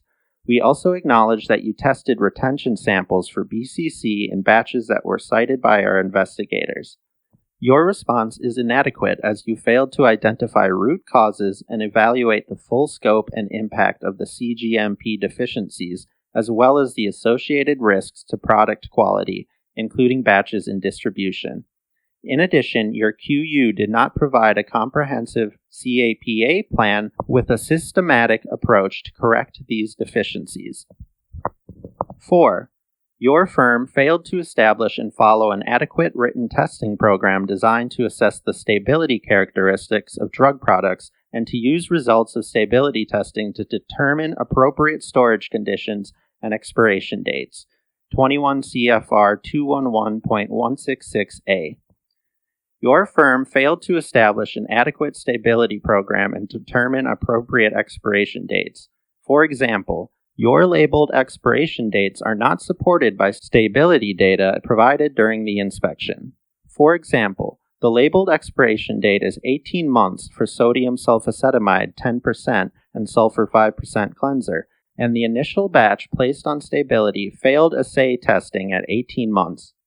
Your stability data provided during the inspection also demonstrated viscosity failures at multiple testing intervals during the labeled expiry period of 18 months for B4 urea cream 40% and 24 months for selenium sulfide 2.25% shampoo. Reprocessed drug products were not placed into your stability program, and there is no assurance that they conform to established specifications throughout their life cycle. In your response, you described your plan to review and revise expiration dating based on supporting data and to update your procedure so that reprocessed batches are placed on stability. Your response is inadequate. For example, the scope of your planned review to ensure expiration dates are supported by data was limited to only batches cited by our investigators and did not include all products manufactured and distributed by your firm. Unapproved new drug violations. Your product's hydroquinone USP 4% skin bleaching cream, sodium sulfacetamide 10% wash, sodium sulfacetamide 10% and sulfur 5% cleanser, and selenium sulfide 2.25% shampoo prescription products are drugs within the meaning of Section 201G1 of the FD&C Act 21 U.S.C. 321G1B because they are intended for use in the diagnosis, cure, mitigation, treatment, or prevention of disease and or intended to affect the structure or any function of the body of man. Examples of the claims observed on your product labels that provide evidence of their intended uses as defined in 21 CFR 201.128 include, but may not be limited to, the following. Hydroquinone USP 4% skin bleaching cream indicated for the gradual bleaching of hyperpigmented skin conditions such as chloasma, melasma, freckles, senile lentigines, and other unwanted areas of melanin hyperpigmentation. Sodium sulfacetamide 10% wash indicated for topical application in the following scaling dermatoses: seborrheic dermatitis and seborrhea sicca, dandruff. It also is indicated for the treatment of secondary bacterial infections of the skin due to organisms susceptible to sulfonamides. Sodium sulfacetamide 10% and sulfur 5% cleanser indicated for use in the topical control of acne vulgaris, acne rosacea, and seborrheic dermatitis. Selenium sulfide 2.25% shampoo indicated for the treatment of seborrheic dermatitis of the scalp, dandruff, and tinea versicolor. The above drug products are considered new drugs within the meaning of Section 201P1 of the FD&C Act 21 U.S.C. 321P1 because they are not generally recognized as safe and effective for their labeled uses. Under Section 301D and 505A of the FD&C Act 21 U.S.C. 331D and 355A, A new drug may not be introduced or delivered for introduction into interstate commerce unless it is the subject of an application approved by FDA under either Section 505B or J of the FD&C Act, 21 U.S.C. 355B or J.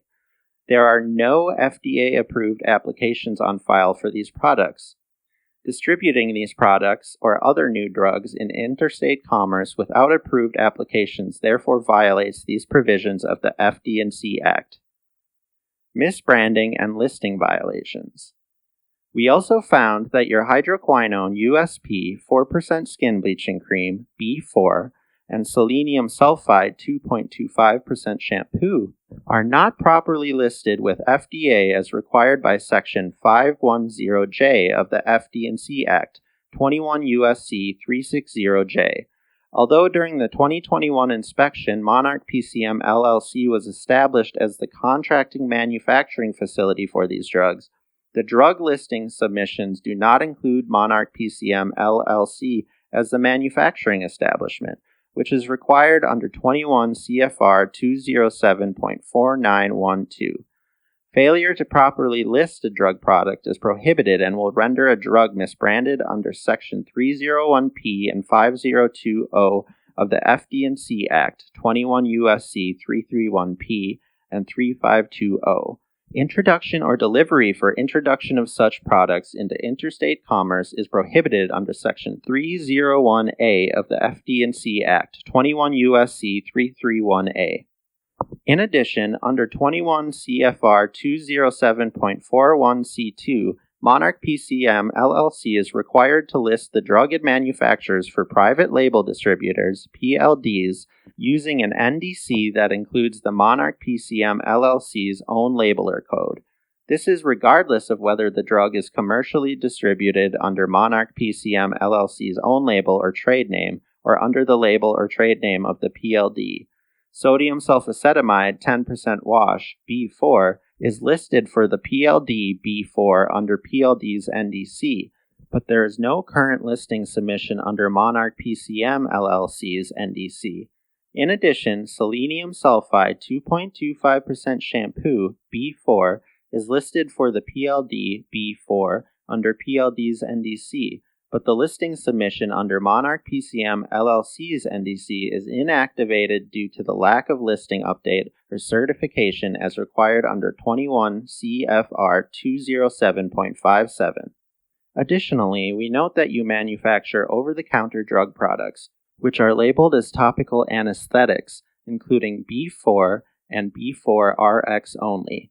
While we acknowledge that neither product currently appears to be available for purchase or distribution in the U.S., we want to advise you of their regulatory status under the CARES Act. B4 and B4RX only are considered to be drugs as defined under Section 201G1C of the FD&C Act, 21 U.S.C. 321G1C, because they are intended to affect the structure or any function of the body. Specifically, these products are intended for use as external analgesics. Section 505G of the FD&C Act, 21 U.S.C. 355H, governs non-prescription drugs marketed without an approved application. Under Section 505G of the FD&C Act, 21 U.S.C. 355H, certain non-prescription drugs without an approved application, commonly referred to as over-the-counter monograph drugs, may be legally marketed if they meet applicable requirements.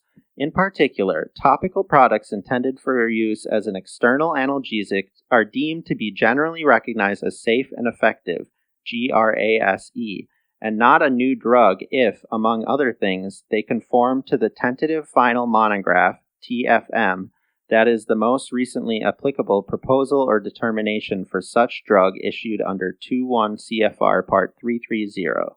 We note that the over-the-counter topical external analgesic products were addressed in the TFM for external analgesic drug products for over-the-counter human use, external analgesic TFM 48 FR 5852, February 8, 1983, and subsequent rulemakings.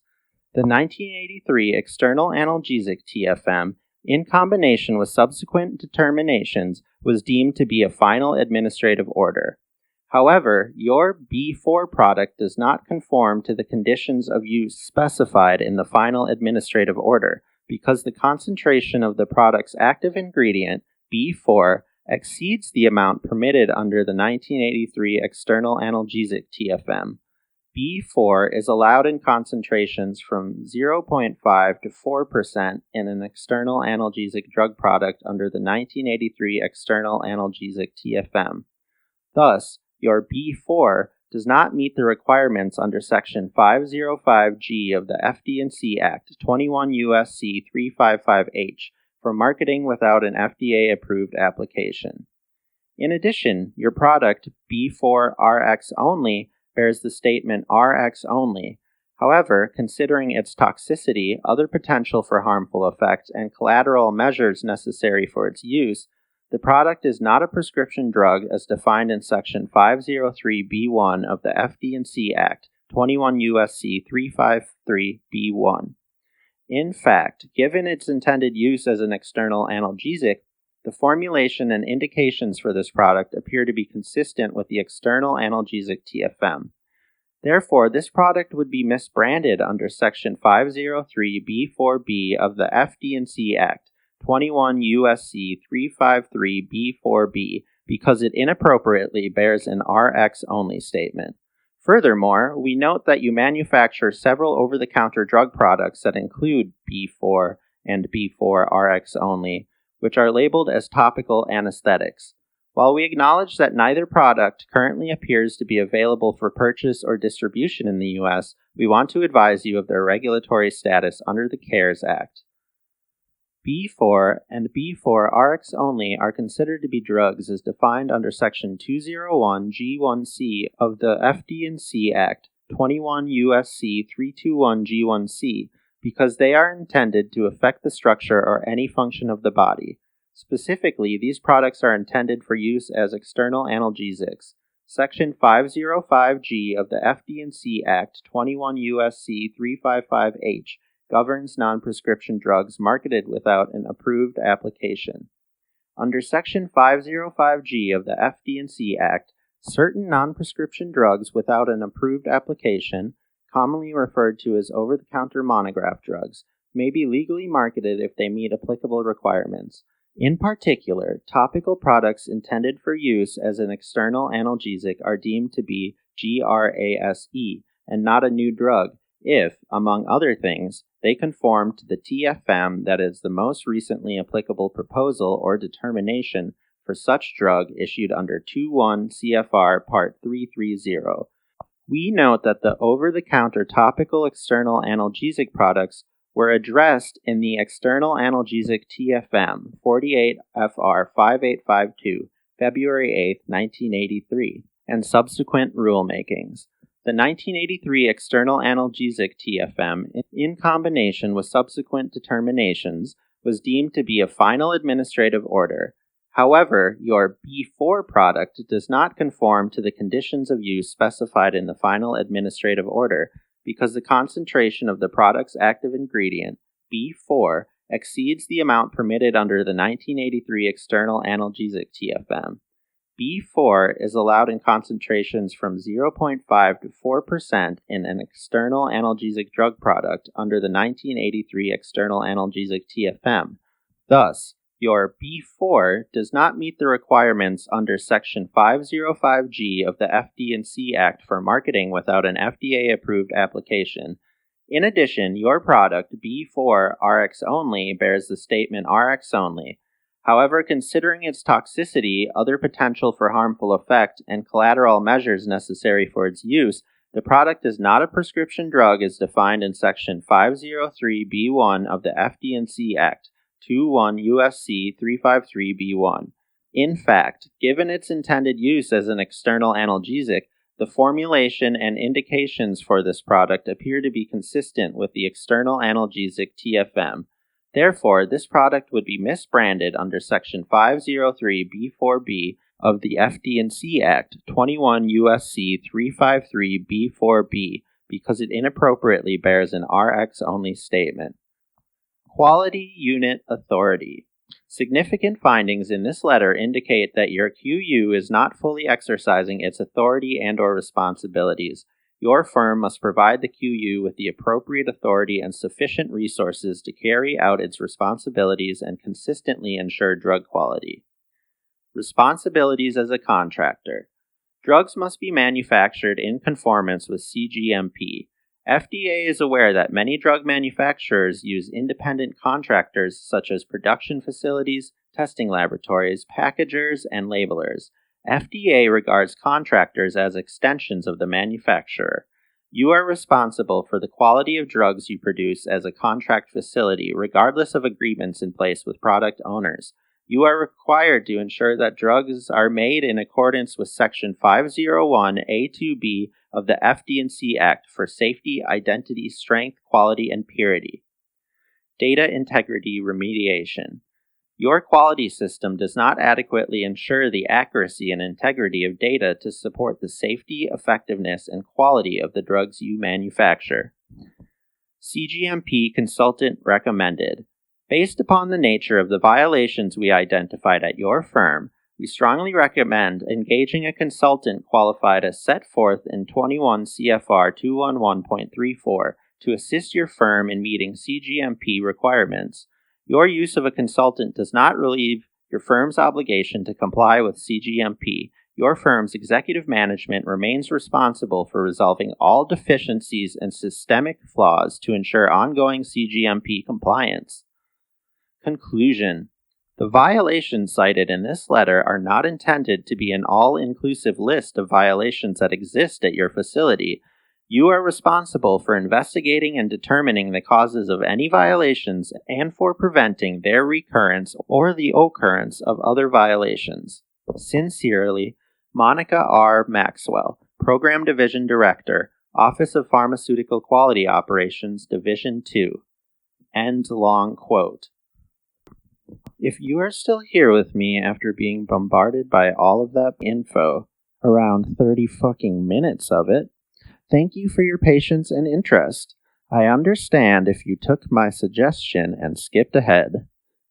I think the full extent of their serious violations is very important to know, though. The last half hour was pretty much just one bad manufacturing practice after another, by a company that says, from concept to creation, our team will manage your project with thorough attention to detail and high manufacturing standards. Sure. For those who did not listen to me read the warning letter, here are just a few of the disturbing things from it. It lists 39 specific failures. The failure to report suspicious drug orders definitely sticks out to me. Here are 2 more, and then we will be moving on for now. 1. The dangerous bacteria BCC was found all over Monarch's facility. 2. The concentration of chemicals put in the skin lightening products they manufactured caused serious and permanent skin damage, according to a column on outsourcedpharma.com. So, Monarch's manufacturing facility was a bit of a disaster, with bad manufacturing practices around every corner. It also reminds me of Woodfield's violations that were mentioned earlier in this episode. We have now ended up at the final section of today's show. It is only going to get crazier.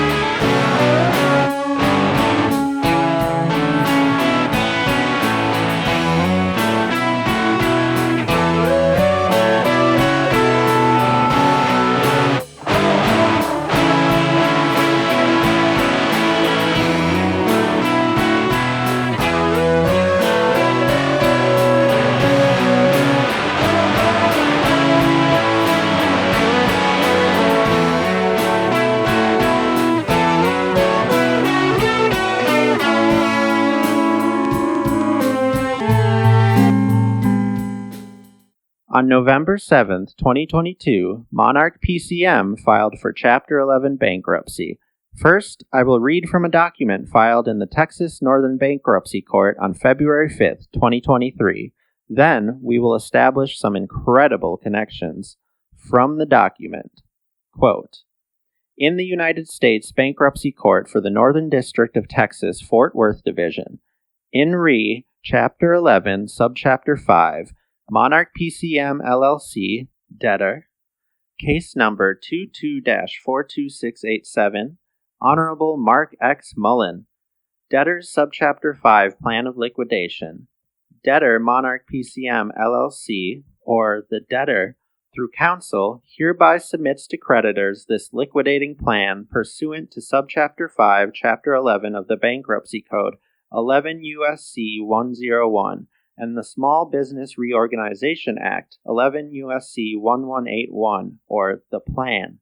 A detailed discussion of the plan and its implementation is found herein. The debtor urges creditors and parties in interest to consult with counsel. Creditors and parties in interest should not rely on any representations not contained in the plan in evaluating the plan. 1. History of the debtor and events leading to bankruptcy. 1.1. The debtor was created to capture market share in the over-the-counter segment of the pharmaceuticals industry through aggressive investment by its affiliated company, GM Pharmaceuticals, Inc. Since the debtor was founded, it's relied on continuous cash infusions by GM to expand its manufacturing as well as its research and development. End quote. I just have to pop in here and say that as I'm recording this, I'm realizing I really need to look into GM Pharmaceuticals. I don't know how that went over my head, but it will be material for future episodes, that is for sure. So, stick around. Continuing now. Quote, 1.2. Debtor developed and manufactured product lines which were commercially viable in the market, but it was not profitable and thus unable to attract outside capital, but for one outside lender, Susser Bank, or Susser, which had a lien on substantially all of the debtor's assets. 1.3. The pharmaceutical industry is highly competitive and operates on thin margins. A minor change in revenue can have a significant impact on profits and cash flow. With the pandemic-era shift in labor market, where companies are competing for workers, it was difficult for the debtor to attract highly skilled or even minimally qualified employees at the same compensation level as in the later part of the 2010s. The debtor competed with other pharmaceutical companies for chemists, scientists, and engineers, and with local employers across all industries for important unskilled positions such as warehouse associates and maintenance personnel. 1.4.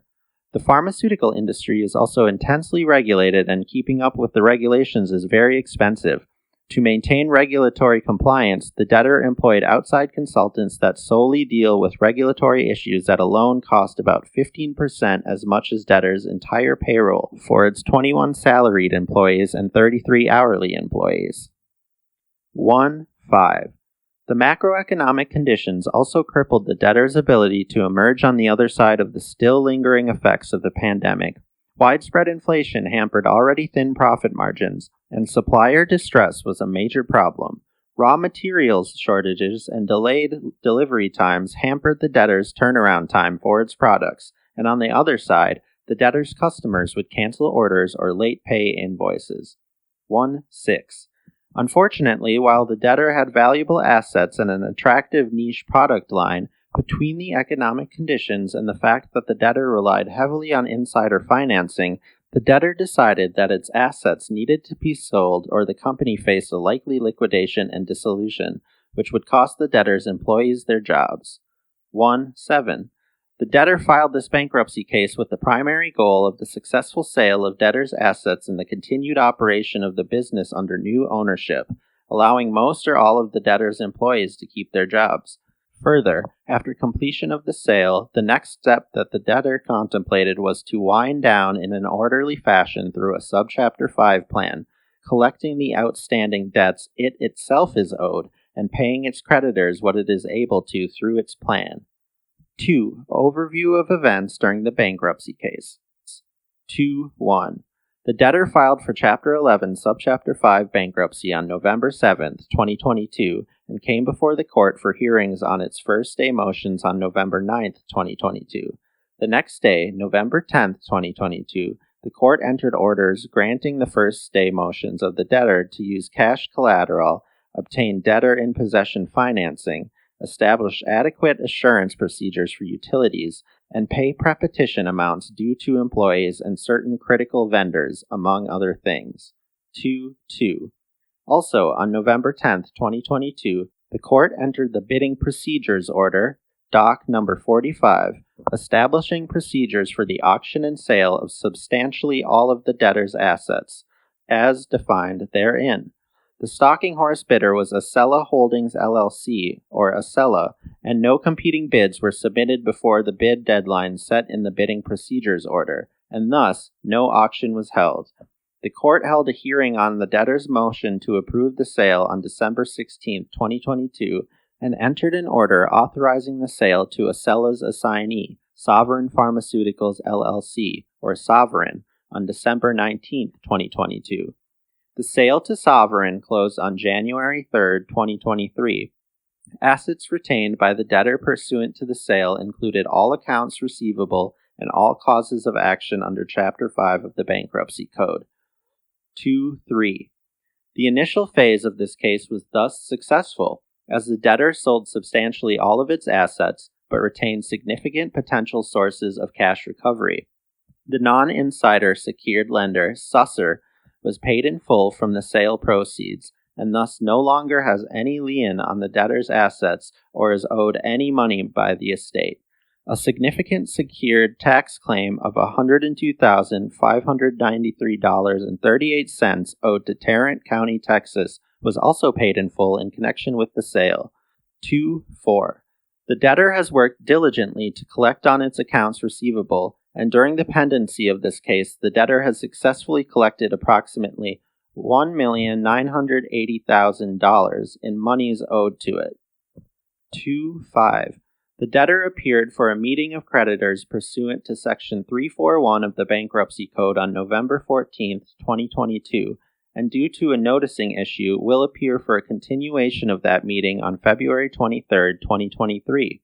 The debtor filed its schedules and its statement of financial affairs on November 21, 2022, and has filed its monthly operating reports for November 2022 and December 2022. 2.6. One important measure of this case's success to this point is that although authorized by an order of the court to borrow up to $500,000 in debtor in possession financing from DIP lender GM Pharmaceuticals, the debtor has not needed to borrow any post-petition funds. Therefore, there is no post-petition secured party, and no money went to pay interest on a DIP loan. 3. Assets and potential recovery. 3.1.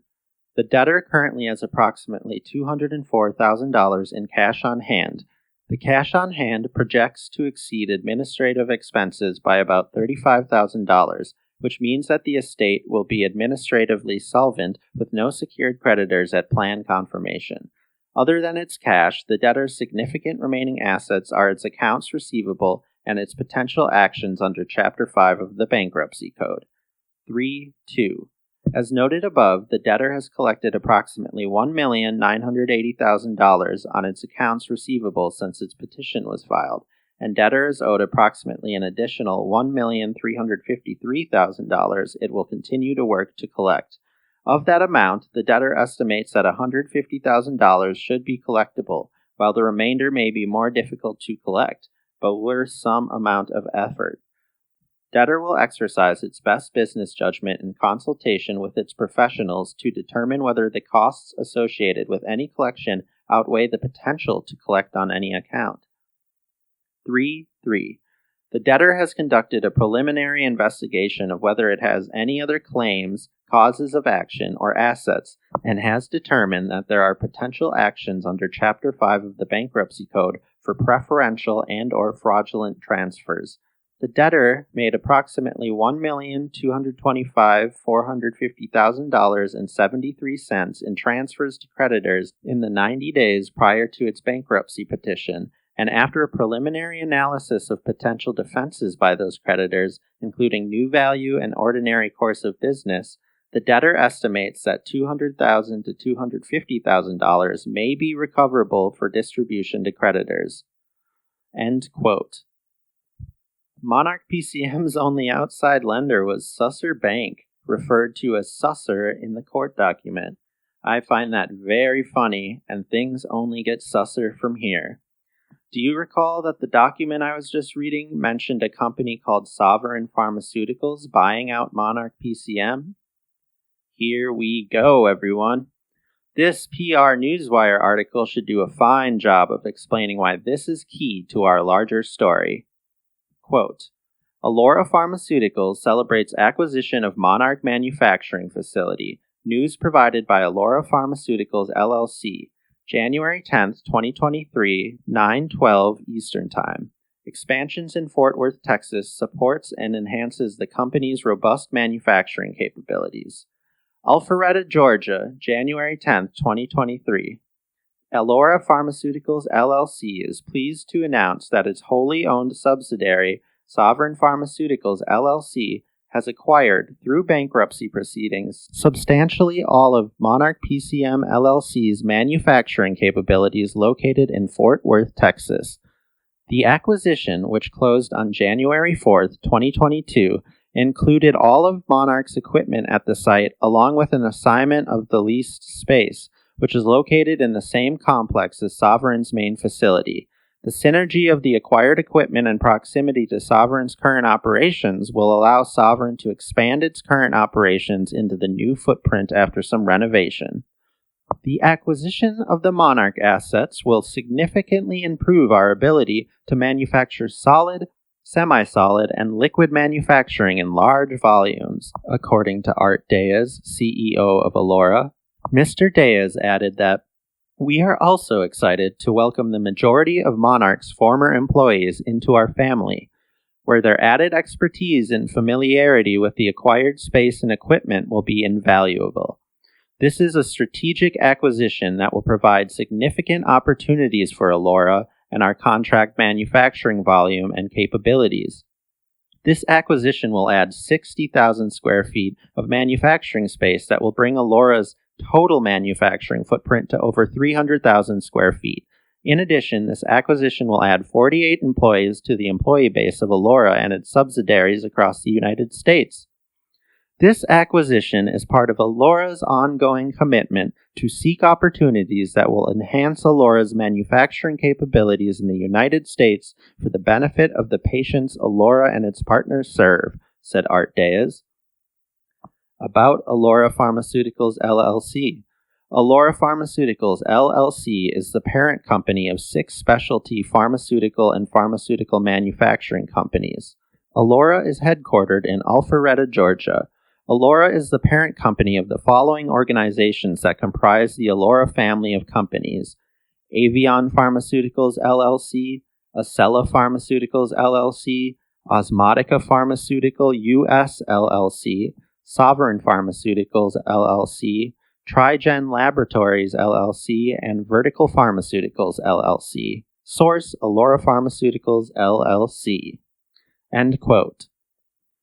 Well. A huge pharmaceutical company named Alora now owns everything Monarch PCM had, and even retained most of their employees. As I mentioned earlier, I will be taking a peek at those employees eventually. The article you just heard says Alora Pharmaceutical acquired 48 employees, while earlier the rocketreach.co page told us Monarch PCM had 32 employees. I am not sure when the Rocket Reach page was last updated. Maybe it was a while before the acquisition I am speaking about now. I just thought I would point this discrepancy out, if anything, for myself to remember. Staying on Rocket Reach, let's check out the Alora Pharmaceutical page, which is pretty sparse.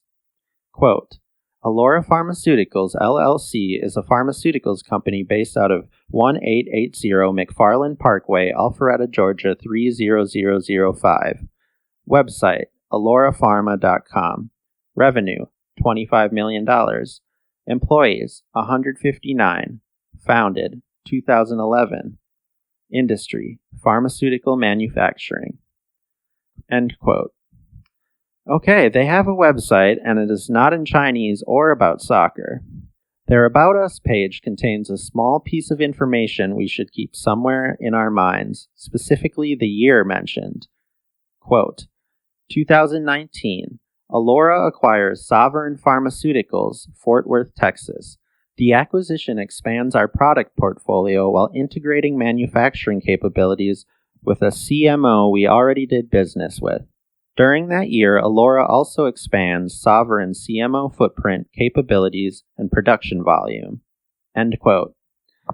Moving on with Alora Pharmaceuticals and the big doozy of an ending for this first episode of Modern Monarch. It is time to connect this all back to the U.S. Department of Defense.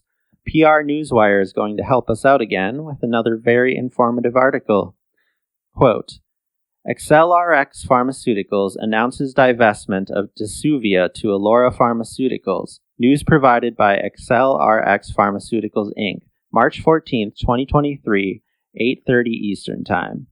Agreement with Alora Pharmaceuticals provides AccelRx with 15% royalties on commercial sales, 75% royalties on Department of Defense (DoD) sales, up to $116.5 million in potential sales-based milestone payments, and a strong commercial partner experienced with commercialization in hospital settings.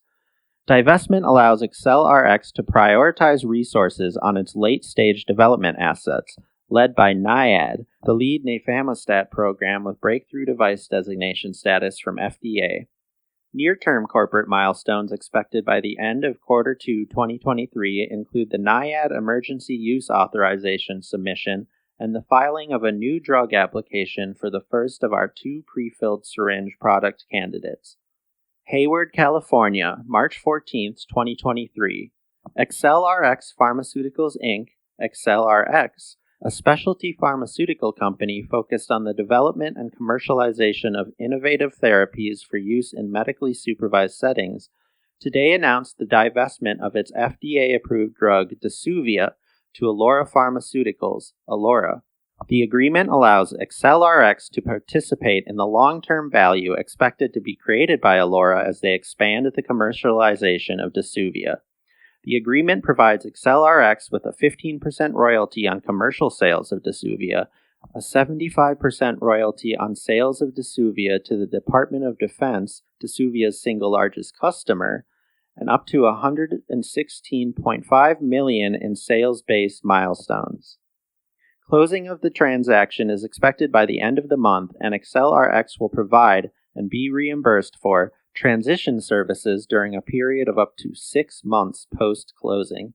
In exchange for the 75% royalty on net sales to the DoD, AccelRx will lead the relationship to ensure continued engagement and expected expansion of sales to the DoD. Importantly, the divestment will allow for AccelRx to focus its operations and capital on its late-stage, high-value asset programs, with specific prioritization of its lead nafamostat program, NIAID, as an anticoagulant for the extracorporeal circuit with peak sales potential of $200 million. AccelRx expects Alora will continue to build on AccelRx's previous focus on procedural suites, with the employment of AccelRx's existing sales representatives at closing, and the utilization of a number of their own existing sales representatives that will also expand into the hospital and surgery center settings, which both companies believe to be the largest market opportunity for Desuvia. As stated previously, our goal has been to find a partner for Desuvia who is better resourced and has the experience to expand the sales of Desuvia to the hospital and surgery center markets, and to build on our current momentum in the procedural suites. In addition, we believe the opportunity to maintain our relationship with the DoD will benefit all parties and leverage years of effort and education into incremental value for our shareholders, stated Vince Angotti, Chief Executive Officer of AccelRx. We believe that Alora is in a great position to deliver value given their expertise in commercializing products in hospitals, experience with manufacturing and selling controlled substances, and a seasoned commercial team across their group of companies of over 200 people. Mr. Angadi continued, "The divestment of Desuvia marks a new chapter in the evolution of AccelRx, enabling our laser focus on the advancement of our high-value, late-stage development assets led by NIAID. In particular, we have progressed our lead nafamostat product candidate, NIAID, to prepare for an emergency use authorization submission in the first half of 2023. In addition, we expect to submit our first ephedrine pre-filled syringe NDA in the first half of this year. This transaction also allows us to continue to reduce operating expenses while sharing in the continued value of Desuvia. We believe that the divestment of Desuvia, plus the advancement of both our nafamostat and pre-filled syringe portfolio programs, builds long-term value for our shareholders and sets us on the path to a new era for the company with multiple late-stage and potentially commercial-stage assets within the next 12 months. We are proud to partner with AccelRx to continue the growth and distribution of Desuvia to ensure access by patients. This product will help Alora Pharmaceuticals expand our pain management portfolio. Desuvia provides an effective solution for patients in a certified medically supervised healthcare setting, such as hospitals, surgical centers, and emergency departments, with management of acute pain severe enough to require an opioid analgesic, said Art Deas, CEO of Alora Pharmaceuticals, LLC. About Desuvia, sufentanil sublingual tablet, 30 micrograms. Desuvia, branded as Desuvio in Europe, is indicated for use in adults in certified medically supervised healthcare settings, such as hospitals, surgical centers, and emergency departments, for the management of acute pain severe enough to require an opioid analgesic and for which alternative treatments are inadequate. Desuvio, was designed to provide rapid analgesia via a non-invasive route and to eliminate dosing errors associated with intravenous IV administration. Desuvio, is a single-strength solid dosage form administered sublingually via a single-dose applicator, SDA, by healthcare professionals. Sufentanil is an opioid analgesic previously only marketed for IV and epidural anesthesia and analgesia. The sufentanil pharmacokinetic profile, when delivered sublingually, avoids the high peak plasma levels and short duration of action observed with IV administration. Desuvio has been approved by the European Medicines Agency, and AccelRx's European commercialization partner, Aguitant, markets the drug in Europe. About nafamostat. Nafamostat is a broad-spectrum synthetic serine protease inhibitor with anticoagulant, anti-inflammatory, and potential antiviral activities. NIAID is a lyophilized formulation of nafamostat and is currently being studied under an investigational device exemption, or IDE, as an anticoagulant for the extracorporeal circuit, and has received breakthrough device designation status from the FDA. LTX-608 is a proprietary nafamostat formulation for direct IV infusion that will be investigated and developed as a potential antiviral for the treatment of COVID, acute respiratory distress syndrome, ARDS, disseminated intravascular coagulation, DIC, and acute pancreatitis. About AccelRx Pharmaceuticals, Inc. AccelRx Pharmaceuticals, Inc. is a specialty pharmaceutical company focused on the development and commercialization of innovative therapies for use in medically supervised settings. AccelRx's proprietary non-invasive sublingual formulation technology delivers sufentanil with consistent pharmacokinetic profiles. The company has one approved product in the U.S., Desuvia, sufentanil sublingual tablet 30 micrograms, known as Desuvio in Europe, indicated for the management of acute pain severe enough to require an opioid analgesic for adult patients in certified medically supervised healthcare settings, and several product candidates. The product candidates include Cellvizo, sufentanil sublingual tablet system, SST system, 15 micrograms, an investigational product in the U.S. being developed as an innovatively designed patient-controlled analgesia PCA system for reduction of moderate to severe acute pain in medically supervised settings.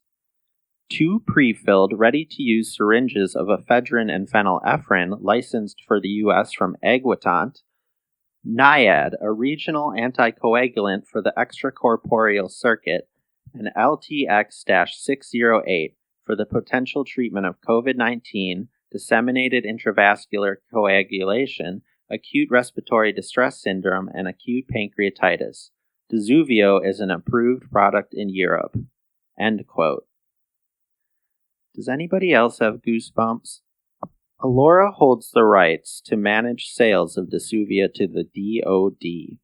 The deal was finalized in April 2023. Dzuvio is sufentanil, an analog of fentanyl, but 5 to 10 times stronger. Dzuvio was selected for use by the U.S. Army, added to the Joint Deployment Formulary, and is considered a critical, non-invasive pain management tool for military medics.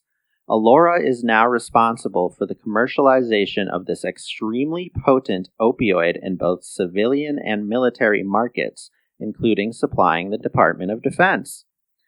Earlier, we read another PR Newswire article with this headline, quote, Alora Pharmaceuticals celebrates acquisition of Monarch Manufacturing Facility, end quote. 2 months later, AccelRx Pharmaceuticals announced the divestment of Dzuvio to Alora. The royalty structure of that agreement includes Alora receiving 25% royalties on net sales of Dzuvio to the DoD and 85% of commercial net sales. Consider that the Department of Defense spends billions of dollars on this stuff, and AccelRx even said that they expect that to increase. The commercial sector does not exactly skimp on it either, and both AccelRx and Alora said they expect hospitals and surgery centers to be the best market opportunity for Dzuvio. So, we have Alora, now in control of all of Monarch's manufacturing capabilities, their facilities, equipment, and employees. Monarch received a warning from the FDA for serious violations of good manufacturing practices 6 months before the acquisition. 2 months after Alora acquired Monarch, Alora acquired the super strong opioid product Dzuvio from AccelRx and now receives royalties on its sales to the DoD. Monarch PCM and Woodfield Pharmaceutical were both manufacturers of Robocough right around the same time in 2019, when Adam Runsdorf, Woodfield's owner and president, was juggling a giant illegal opioid racket and a lucrative counterfeit cough syrup conspiracy. The lackluster punishment for the opioid stuff was paying a couple million in August 2023. He was sentenced to federal prison for the cough syrup thing a month earlier. That was only 3 months after Alora Pharmaceuticals began selling sufentanil, or Dzuvio, to the U.S. Department of Defense. I hope you at least sort of understand what I'm trying to get at here. I know I'm hopping all over the timeline, but the important thing is that there is a timeline, and when you think about it, everything lines up quite nicely. Runsdorf had international connections, a ton of opioids, not to mention the other controlled substances, and all of that is in the government's hands. Robocough is still going strong, and according to one employee, has never even been contacted by the FDA about anything. They have only become more blatant in what, in my opinion, is advertising straight towards kids. Now they are selling products beyond their dextromethorphan tablets, including diphenhydramine, DPH, an even more dangerously dissociative drug, actually classified as a deliriant when used recreationally and abused. Recall that Woodfield was also manufacturing DPH, as well as DXM, during their big syrup conspiracy. Robocough, or DXM Pharmaceutical officially, is owned by someone named Steve Sanders, but has a mysterious co-owner that I can find absolutely no information about. In other news, before we wrap up, I just thought I'd mention that I recently found newspaper clippings of articles about Adam Runsdorf from as far back as the late 1980s. Young Adam was apparently attending Rutgers University in New Jersey when he first became a millionaire. Lucky guy. I'm sure good old Larry Runsdorf, his father, was no help at all. We will be learning much more about Lawrence Larry Runsdorf and his son and their family in the future. I just have a few more things to say quick before we end the show for today. I am assuming most listeners are already at least somewhat aware of subjects such as mind control and ritual abuse. Things like MKULTRA, Project Monarch, Project Montauk, and similar CIA operations. Maybe you are familiar with the Franklin scandal and the Finders too.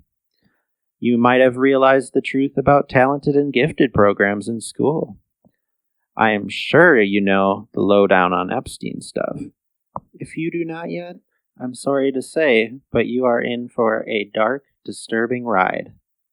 Throughout this podcast, all of these things and more will become just as important to the entire story as everything you heard today, and almost all of it will ultimately connect. It will give us a chance to discuss topics such as mental illness, substance abuse and addiction, as well as lighter things like music and the moments of hope we have. I will lend a hand with my personal experiences and slowly open up more about being a Montauk boy. You will end up learning everything there is to know about the evil that exists in Appleton, Wisconsin, and Sus, Wisconsin in general. This is also a reading club, so plenty of books on the subjects I brought up will be recommended. If you follow my Modern Monarch pages, you have probably already seen some.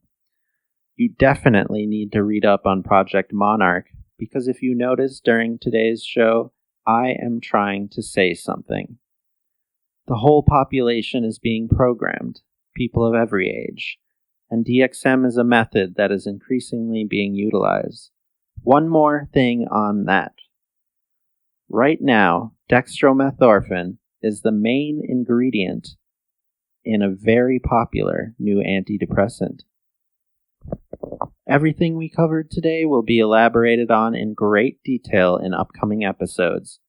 Each character we met, the companies we learned about, the crimes alleged and committed will get their big moment under the spotlight.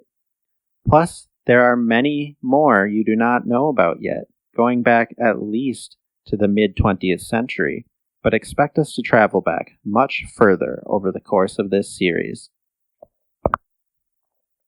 Before I end, I would like to ask, and this is the only thing I will ever ask for when it comes to money.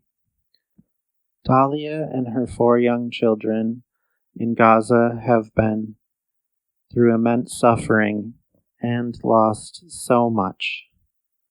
Luckily, after over a month of sharing their story every day, giving the world Dahlia updates, a friend started donating, and we have been able to get them a tent because their last one flooded. They can now eat, hopefully get the medicine and medications that they need. As far as I'm aware, Dahlia still needs an operation done on her hand, as well as getting her gallbladder removed, which is a procedure that over there right now has to be done by hand. Absolutely fucking medieval, but it has to be done for her safety. So, if you can give anything at all, please get a hold of me. We have ways to get the money to her directly and immediately. All of my social media links and ways to contact me will be in the description of this. And with that, I would like to thank all of you for listening to the first episode of Modern Monarch. My name is Eddie Mead, aka Elmer, and I will be back soon. We will be back soon to continue telling this story. There is so much more research to present, so much more investigating to do, and I am never going to quit. So, see you soon, everyone. Be safe.